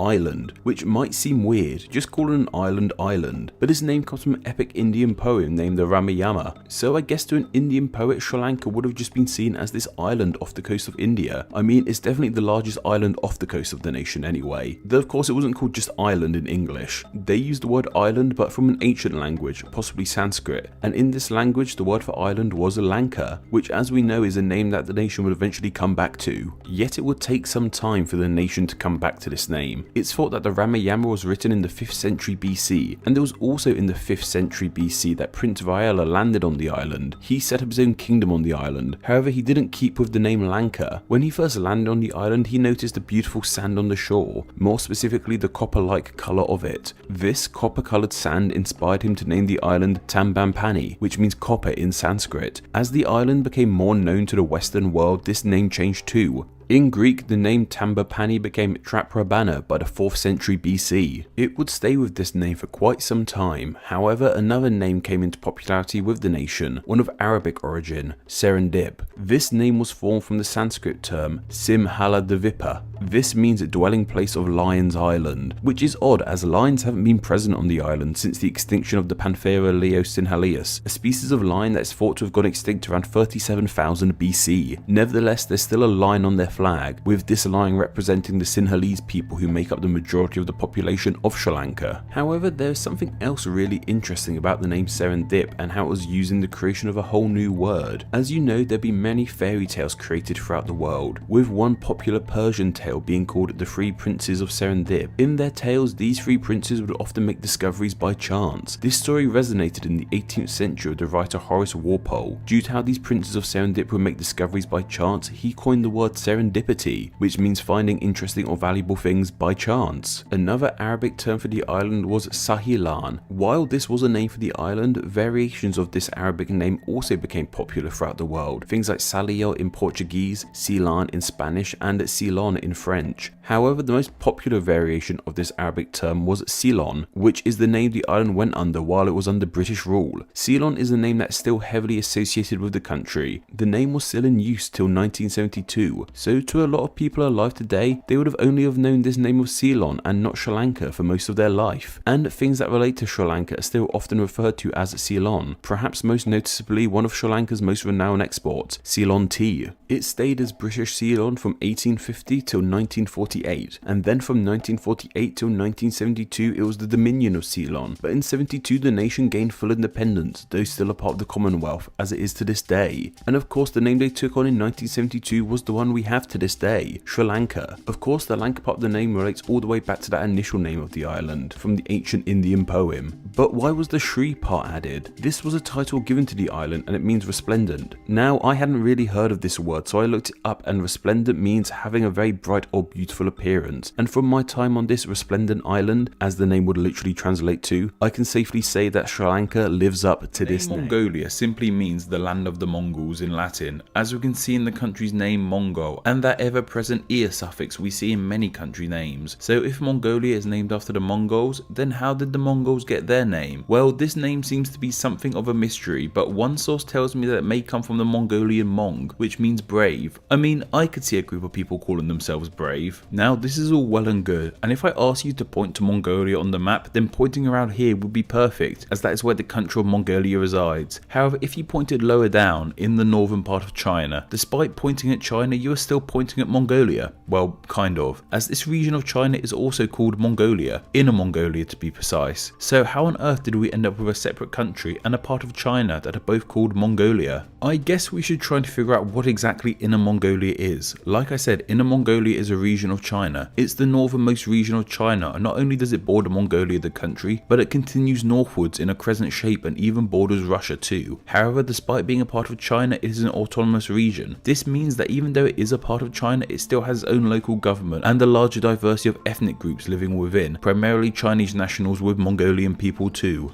If there's an Inner Mongolia, does that mean there's an Outer Mongolia too? Well, there was an Outer Mongolia, and there still sort of is. The country of just Mongolia at one point in history was known as Outer Mongolia, and to some people in China it is still referred to as Outer Mongolia and even North Mongolia to differentiate it from their Inner Mongolia in China. So why is there an Inner and Outer Mongolia anyway, and why is the Inner Mongolia in China? Well, it all comes down to who has claimed the land over the years. Of course, one of the most famous Mongols to ever grace the earth is Genghis Khan, and it was his Mongol Empire that took over so much of the land in Asia. In fact, at its peak, the Mongol Empire was the second largest empire we've ever seen on planet Earth, just behind yours truly. Of course, part of this huge empire included the land that covers modern day China. However, with foresight on our side, we know that this didn't last forever. Once the Mongol Empire fell and the Chinese Qin dynasty took over, all of Mongolia, inner and outer, became a part of this Chinese empire. And it remained this way for many years until the fall of the Qing dynasty, becoming independent in 1921. However, it came a time when Russia wished to have more land because, you know, they don't have enough as it is. And it was in 1924 the Red Army established the Mongolian People Republic in Outer Mongolia. Inner Mongolia was fought over between the Russians, Mongols, Chinese and even the Japanese. However, when the People's Republic of China was formed, it was cemented as a part of China. The Outer Mongolia that was claimed by the Russians helped as a buffer area between China and Russia. However, for some time, China still saw Outer Mongolia as their land. Despite this Russian Mongolia being formed in 1924, it was only in 1946 China recognized its independence. It was in 1992 with the collapse of the Soviet Union that the Mongolian People's Republic became just Mongolia. So that is why we have an Inner Mongolia in China and an Outer Mongolia in, well, Mongolia. But why is the Chinese Mongolia the Inner Mongolia? I'm guessing it's due to the fact that during the Mongol Empire, Inner Mongolia would have been the more central and, well, inner part of Mongolia, with that name simply sticking around. Like I said though, this is just my own theorizing. So how similar are these two Mongolias now? They were once part of the same empires but now stand as two separate places, and that's exactly the answer to this. They're separate places, different governments, different currencies, different passports. However, there are some similarities. Languages of each country can be found in each other, as well as natives of each country living within each other country. And of course the biggest similarity is their names. Names that to me are relics of empires that have risen and fallen in these lands. Country recently overtaking China and home to 22 official languages and around 100 more state level languages, it should probably come as no surprise to find out that India isn't the only name that this nation has. The land that makes up modern day India has a long, ancient history, being ruled by its native inhabitants as well as being claimed by various outside powers. This has resulted in many different names being formed for the land. India is the English language name for the country, and variations of this name in particular are used in other languages too, such as the French und, the Japanese Indo, the Dutch Indi, and even the Swedish Indian. We call these kinds of names exonyms. An exonym is the name for a place used by its non-natives. A prime example of this is with the name Germany, which is the English language exonym for the land. In German, this country is called Deutschland. This kind of name is called an endonym, meaning the name for a place used by its native inhabitants. I've explained this like a million times in previous videos, but you never know if this is someone's first name explained video. And if it is, please feel free to subscribe and all that jazz. That'd be great. Cool, thanks. Anyway, back to India. And what's interesting about the name India is that it isn't exactly an exonym in the sense of other exonyms. The name of India is actually used fairly regularly within the nation of India itself. This is because the English language is actually pretty popular within the nation. In fact, it is the second most spoken language in the country. It is one of the official languages of the Indian government, but not one of those 22 official languages previously mentioned. Those 22 are referred to as the 8th schedule to the Constitution of India. It's all a bit confusing, and honestly, the legality of various languages in India doesn't really need to be fully understood for the rest of this video. What we do need to address, however, is the most popular language of India. While English takes silver, Hindi is the language that takes gold as India's most used language. Hindi is the other official language of the Indian government, as well as being one of those 22 official languages. In Hindi, India has the name of Bharat, which is written in the Devanagari script like this. Bharat is very much the endonym for India, coming from a language formed within the land itself. India and Bharat are very much the two most popular names for the nation, which are used by its two most popular languages. The country does have a third popular name, however, that being Hindustan. From my research, these three names are used pretty interchangeably within the country, depending on what language is being used, as well as the situation. If we look into those 22 official languages of India, we will see that all of them use a variation of either India, Bharat, or Hindustan. Hindustan is going to take a bit of a backseat in the rest of this video, as we're going to be focusing more on the names of India and Bharat. This is because Hindustan as a name is very much linked with the name of India, as we shall see. Bharat, however, isn't all that linked with India in regards to its origins, and the two names sound nothing alike. So why is this nation, known as India or a variation of that name, to a large majority of the world known as Bharat in its most popular language?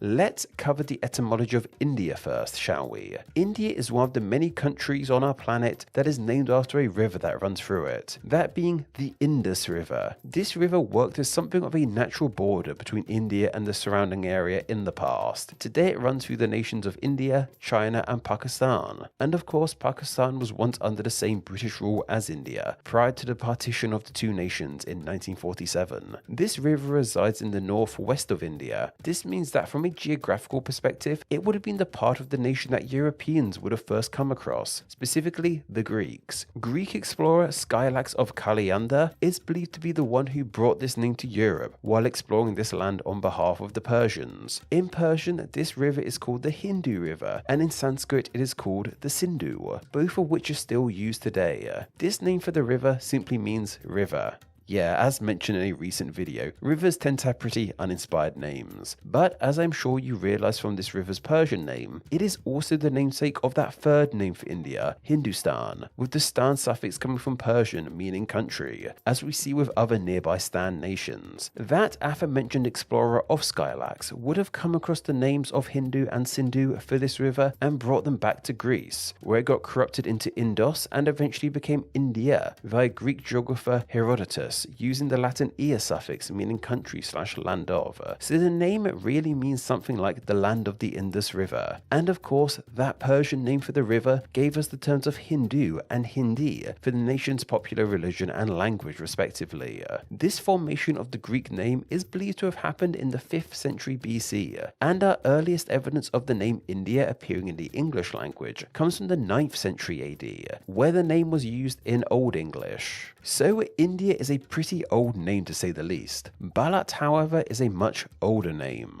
The name of Bharat is believed to come from India's mythological past. The name is believed to come from King Bharata, a legendary figure who played a key role in the Mahabharata, an important piece of Sanskrit literature and an epic which details many of the myths of India and the wider area. His name went on to be used for the Bharatas people, who were seen as being the ancestors of the modern day Indian people. In Indian mythology, there are also others with the name Bharata, so there is some debate over which Bharata the name of Bharat truly derives from. Despite whoever it really was, it means that the name of Bharat comes from a mythological figure, another popular naming convention for countries around the world. All of this explains to us why exactly this country has the 2/3 names of India, Hindustan and Bharat. India/Hindustan are creations of outsiders who applied a name to the land that fits their needs and what they saw there, with what they saw there primarily being the Indus River. Whereas the name of Bharat is of native origins and an ode to one of the land's most legendary figures. And of course, the reason the name India picked up so much traction within the nation of India itself is because of the period of time the British Empire had rule in the land. They brought their language of English with them and used the name India primarily. That was also known as the British Raj. While the British no longer rule India, the English language stuck around there as their second most popular language as mentioned, meaning the name of India is used in the land, as well as that native name of Bharat. While all this explains to us where those 3 popular names of India, Hindustan and Bharat came from, India has actually had even more names applied to it in its long history, some derived from within the land and some given to the land by outsiders. Perhaps the oldest known name for the land is Aya Nabuvasa. Apologies about pronunciation in this part of the video. I'll do my research, but unfortunately I don't have a lifetime of understanding these languages behind by me. The first part of this name is actually another name for Brahma, a key god in Hinduism. The latter two words mean things like center and space respectively, so the name means something along the lines of Brahma in the center of space, to signify their importance in the land. Another name India had in the past was Jambudvipa. This name comes from Sanskrit and is recorded in texts that predate the name of Bharat. It means something along the lines of the Berry Island. I guess they thought the land might have been an island at some point, which happened so often in history before a land was fully discovered. The berry in this name relates to the jamon/jambul fruit, a special kind of fruit that holds a sacred place in Indian culture. Aryavata and Dravida are also names that have been used to refer to specific parts of India in the past too. Aryavata means the land of the nobles, while Dravida means the watery meeting place. Interesting older exonyms for India include Tianzhu, which was used in China's past to refer to the land and may also be a corruption of the name of the Indus River. And there's also the old Hebrew name for India of Hodu too, which once again is believed to derive from the Indus River. That's just a few examples, but suffice to say, India has had a lot of names. In the present day, however, India has two official names, that being India and Bharat. The first line of the nation's constitution reads, India, that is Bharat, shall be a union of states, which gives both names equal importance. This, however, could be changing. So this last part of the video relates to events occurring at the time this video goes live, the 15th of September 2023 to be exact. So if you're watching in the future, it might not be all that relevant, but at the time of writing, there are rumblings that India could actually be dropping the name of India and instead be going solely by Bharat to the wider world. This stems from a recent G20 summit that was held in India. At this event, an invite was handed out to guests, which referred to the nation's president, Drupadi Murmu, as the president of Bharat in English, as opposed to the president of India. On the same day, Prime Minister Modi was also referred to as the Prime Minister of Bharat. This has led many to speculate that the current Indian government is planning to remove the name of India from the country officially and just go by Bharat. The believed reason why Modi and his government want to remove the name India is because it has deep links with the nation's colonial past. As we've discussed heavily already, this is very much a name created by outsiders to the nation, and with Bharat being the indigenous name for the land, he wants it to be named solely as this. This is a tactic we've seen with nationalistic leaders in the past, removing names given to places by outsiders and using native names instead. A key example of this is with the DRC, going by the name of Zaire for some time. India has changed many city and place names already, which were given to them by foreign powers and replaced them with native names, like we saw with Bombay becoming Mumbai. It's understandable why a country might want to rid itself of its colonial history, but there are believed to be other motives at play here. Critics of the removal of the name India claim that this change is being made to remove Muslim influence on the country, specifically the influence of the Mughal Empire, a Muslim empire that ruled the land for 300 years in the past and has had a great influence on the nation to this day. The Mughal Empire helped consolidate the land into one empire, have periods of amazing religious tolerance, and even India's most recognizable landmark, the Taj Mahal, is a product of the Mughal Empire. Many of the name changes made in the country so far are names that were created during the time of the Mughal Empire. Many speculate that the current Indian government are trying to erase their influence in the country, with that name of India being the next in their sight, as the Mughal Empire never seemingly used the name of Bharat, instead using terms like Hindustan. It's easy to see both sides of this argument, and I'm sure you all in the comments will have a respectful discussion about it, like I know you can do. What's especially interesting is that the Indian government have announced a special parliamentary session from the 18th to the 22nd of September, days after this video goes out. No agenda has been announced for this session, but many believe it might relate to the removal of the name India. So at the time of writing, we really don't know the outcome of all of this. By the time you're watching, the name might still be around, or it might have been removed. We really have no idea.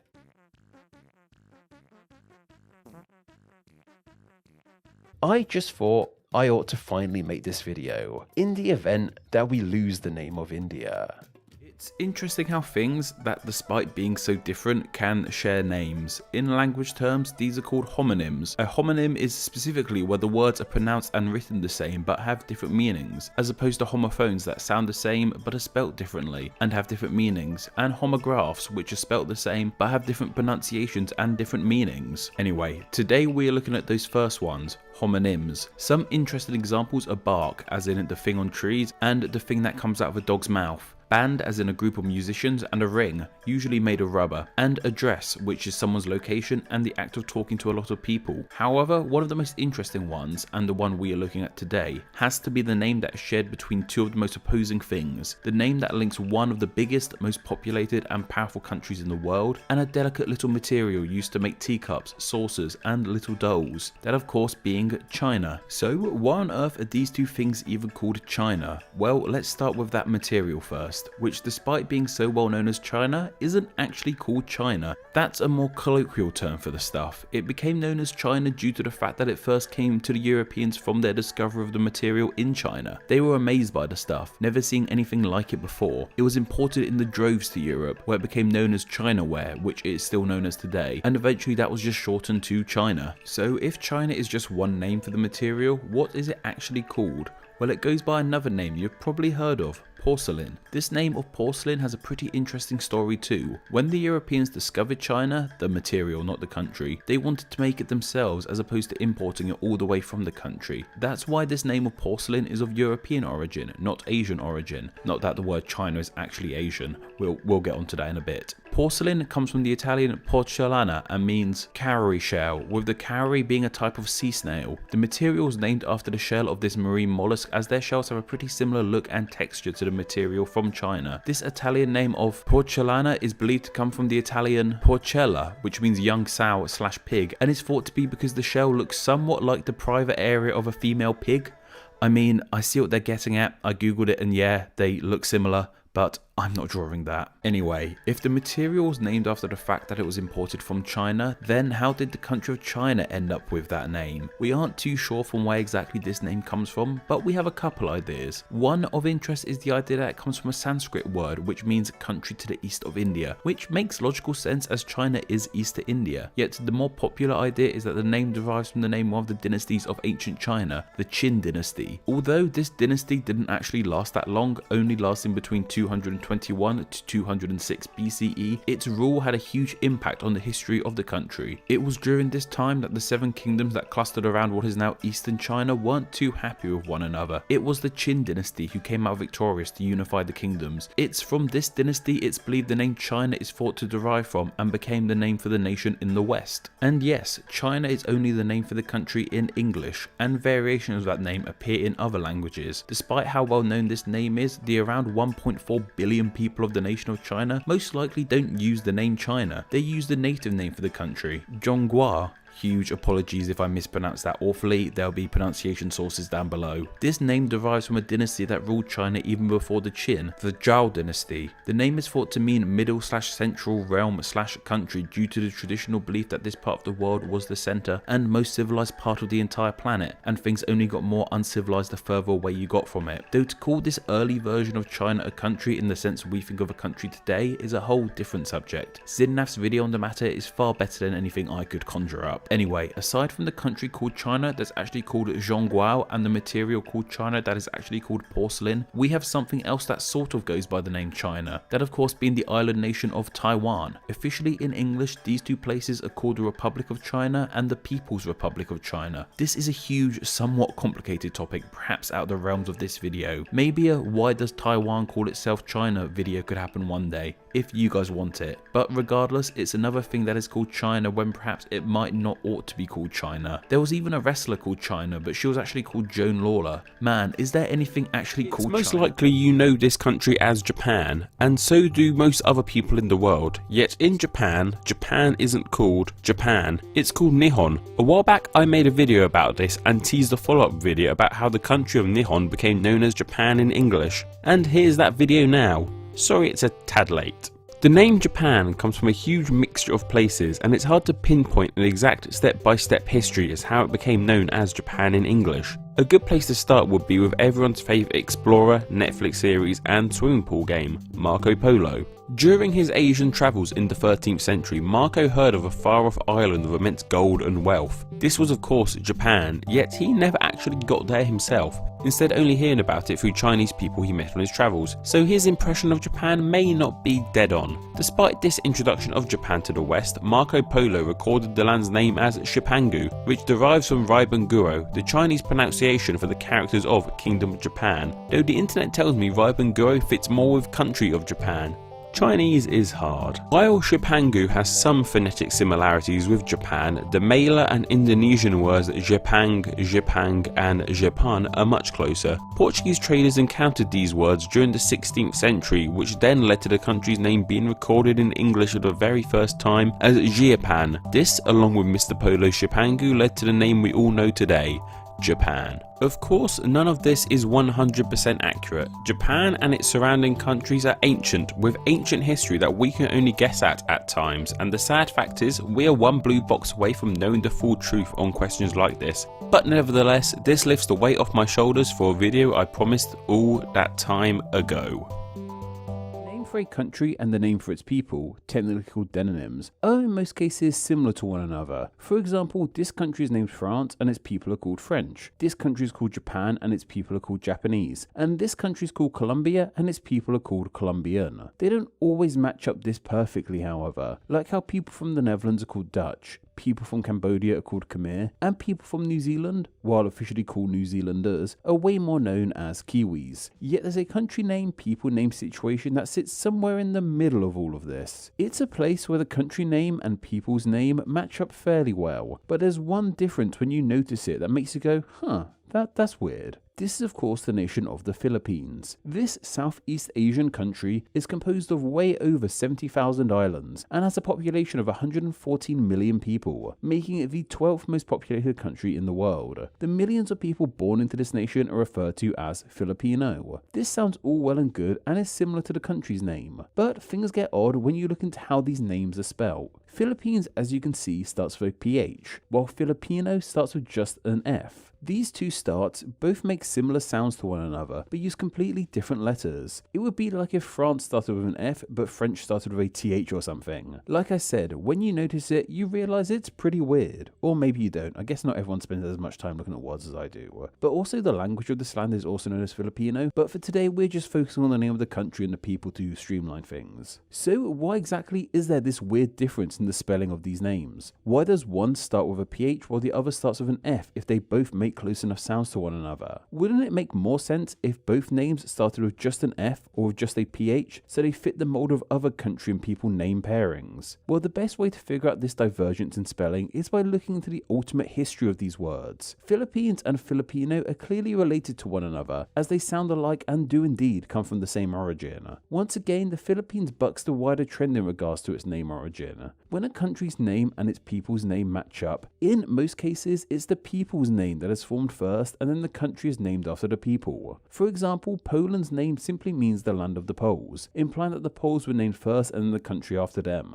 With the Philippines, however, it was actually the other way around. The islands were named the Philippines first and then that demonym of Filipino was formed and applied to the people after the matter. Philippines as a name came into being in the mid-16th century. Prior to this, the islands went by multiple different names. Names like Mayi, Mintalang, and Sulu were applied to various islands of the modern nation in the past. So, what exactly happened in the 16th century for these islands to all of a sudden be dubbed the Philippines? Well, the Spanish happened. It was during this century that Spanish explorer Luis Lopez de Villabolos arrived in the land, and shortly they were claimed by the Spanish Empire. They were named the Philippines in honor of the then Spanish prince called Philip, who would later down the line become King Philip II of Spain. With the name for these islands set in stone, the name for their people, Filipino, quickly emerged. Spain ruled the Philippines for a huge amount of time. From 1565 all the way until 1899, it was under Spanish control as the captaincy generals of the Philippines. It's from this Spanish rule that we can start to understand the divergence in the spelling of Philippines and Filipino.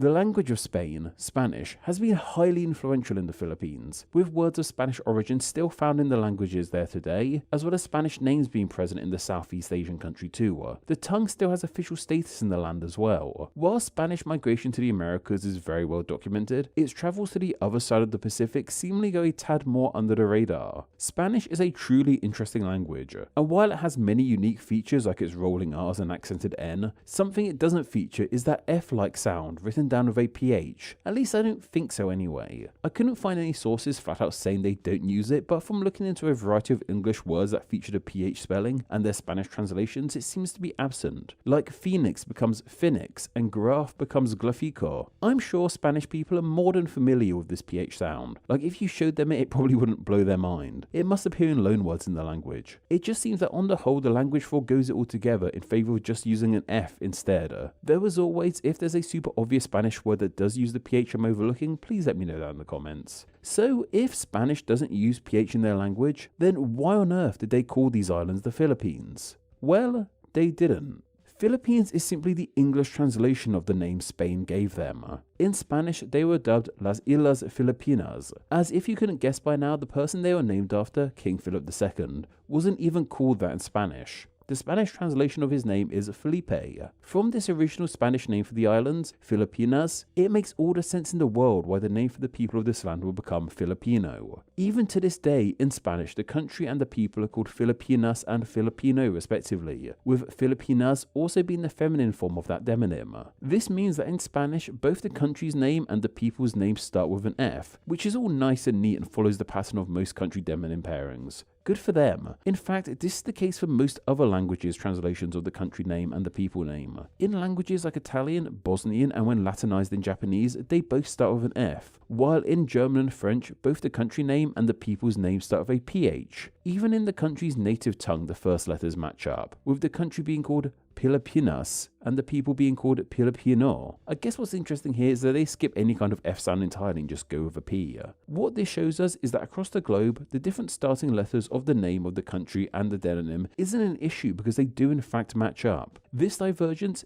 isn't a problem with the nation itself, nor the languages spoken there. This is solely an English problem, but also English is widely spoken there too, so I guess it is kind of their problem, but, well, you know what I mean. For some reason, when the English language got its mitts on these names, it decided to not keep things nice and neat. The country's name was translated to start with a PH, while the demonym was left as it was in Spanish, starts with an F. English really did decide to buck the trend here and leave this pair of words not starting the same way, while the majority of the world's languages actually kept them the same. So why exactly did English end up using a PH for one word and an F for another? Well, we aren't entirely sure. There's seemingly no one defining moment when it was decided that this would be the case, and there's no one single answer for all of this. It seems to have just always been that way in English. I checked both these words in the Oxford English Dictionary, and the earliest use of Filipino in English has it starting with an F. And while Philippines isn't in the OED because place names aren't, it's a whole thing, Philippine as an adjective is in there, and we see in its earliest usage it was being spelt with a PH. This is seemingly just how English decided to go about doing things. While we may lack one true answer in uncovering this one, we can certainly hypothesize on why this happened based on other factors relating to the English language.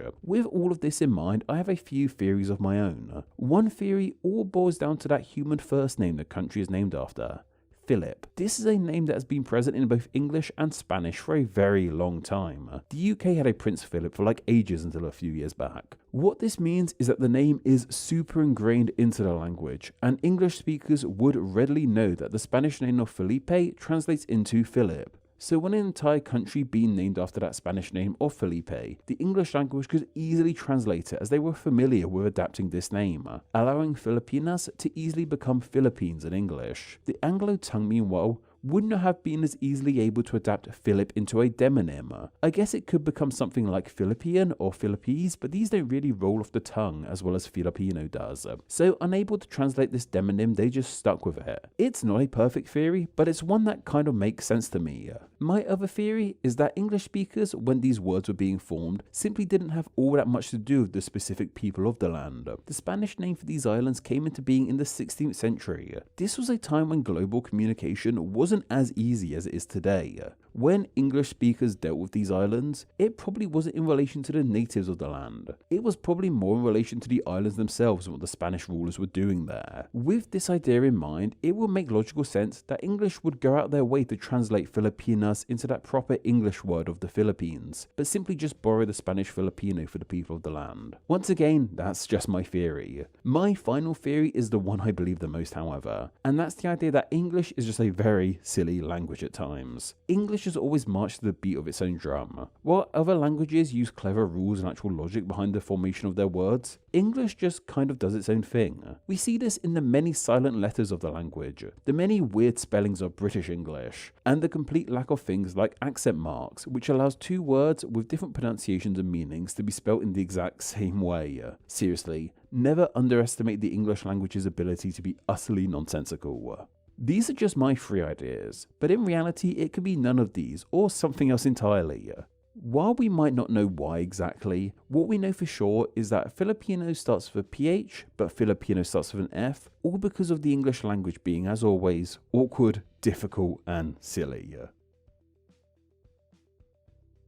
Name Explain depends on viewers like yourself supporting the channel financially on Patreon, so a huge thank you to everyone who does. Donating just $1 a month helps the channel amazingly and gets you bonuses including ad-free videos, exclusive content, the power to request ideas to be made into actual Name Explain videos, and your name at the end of the video with all these awesome people. Visit patreon.com/NameExplain or click the link down below to find out how you too can support the channel. Thank you.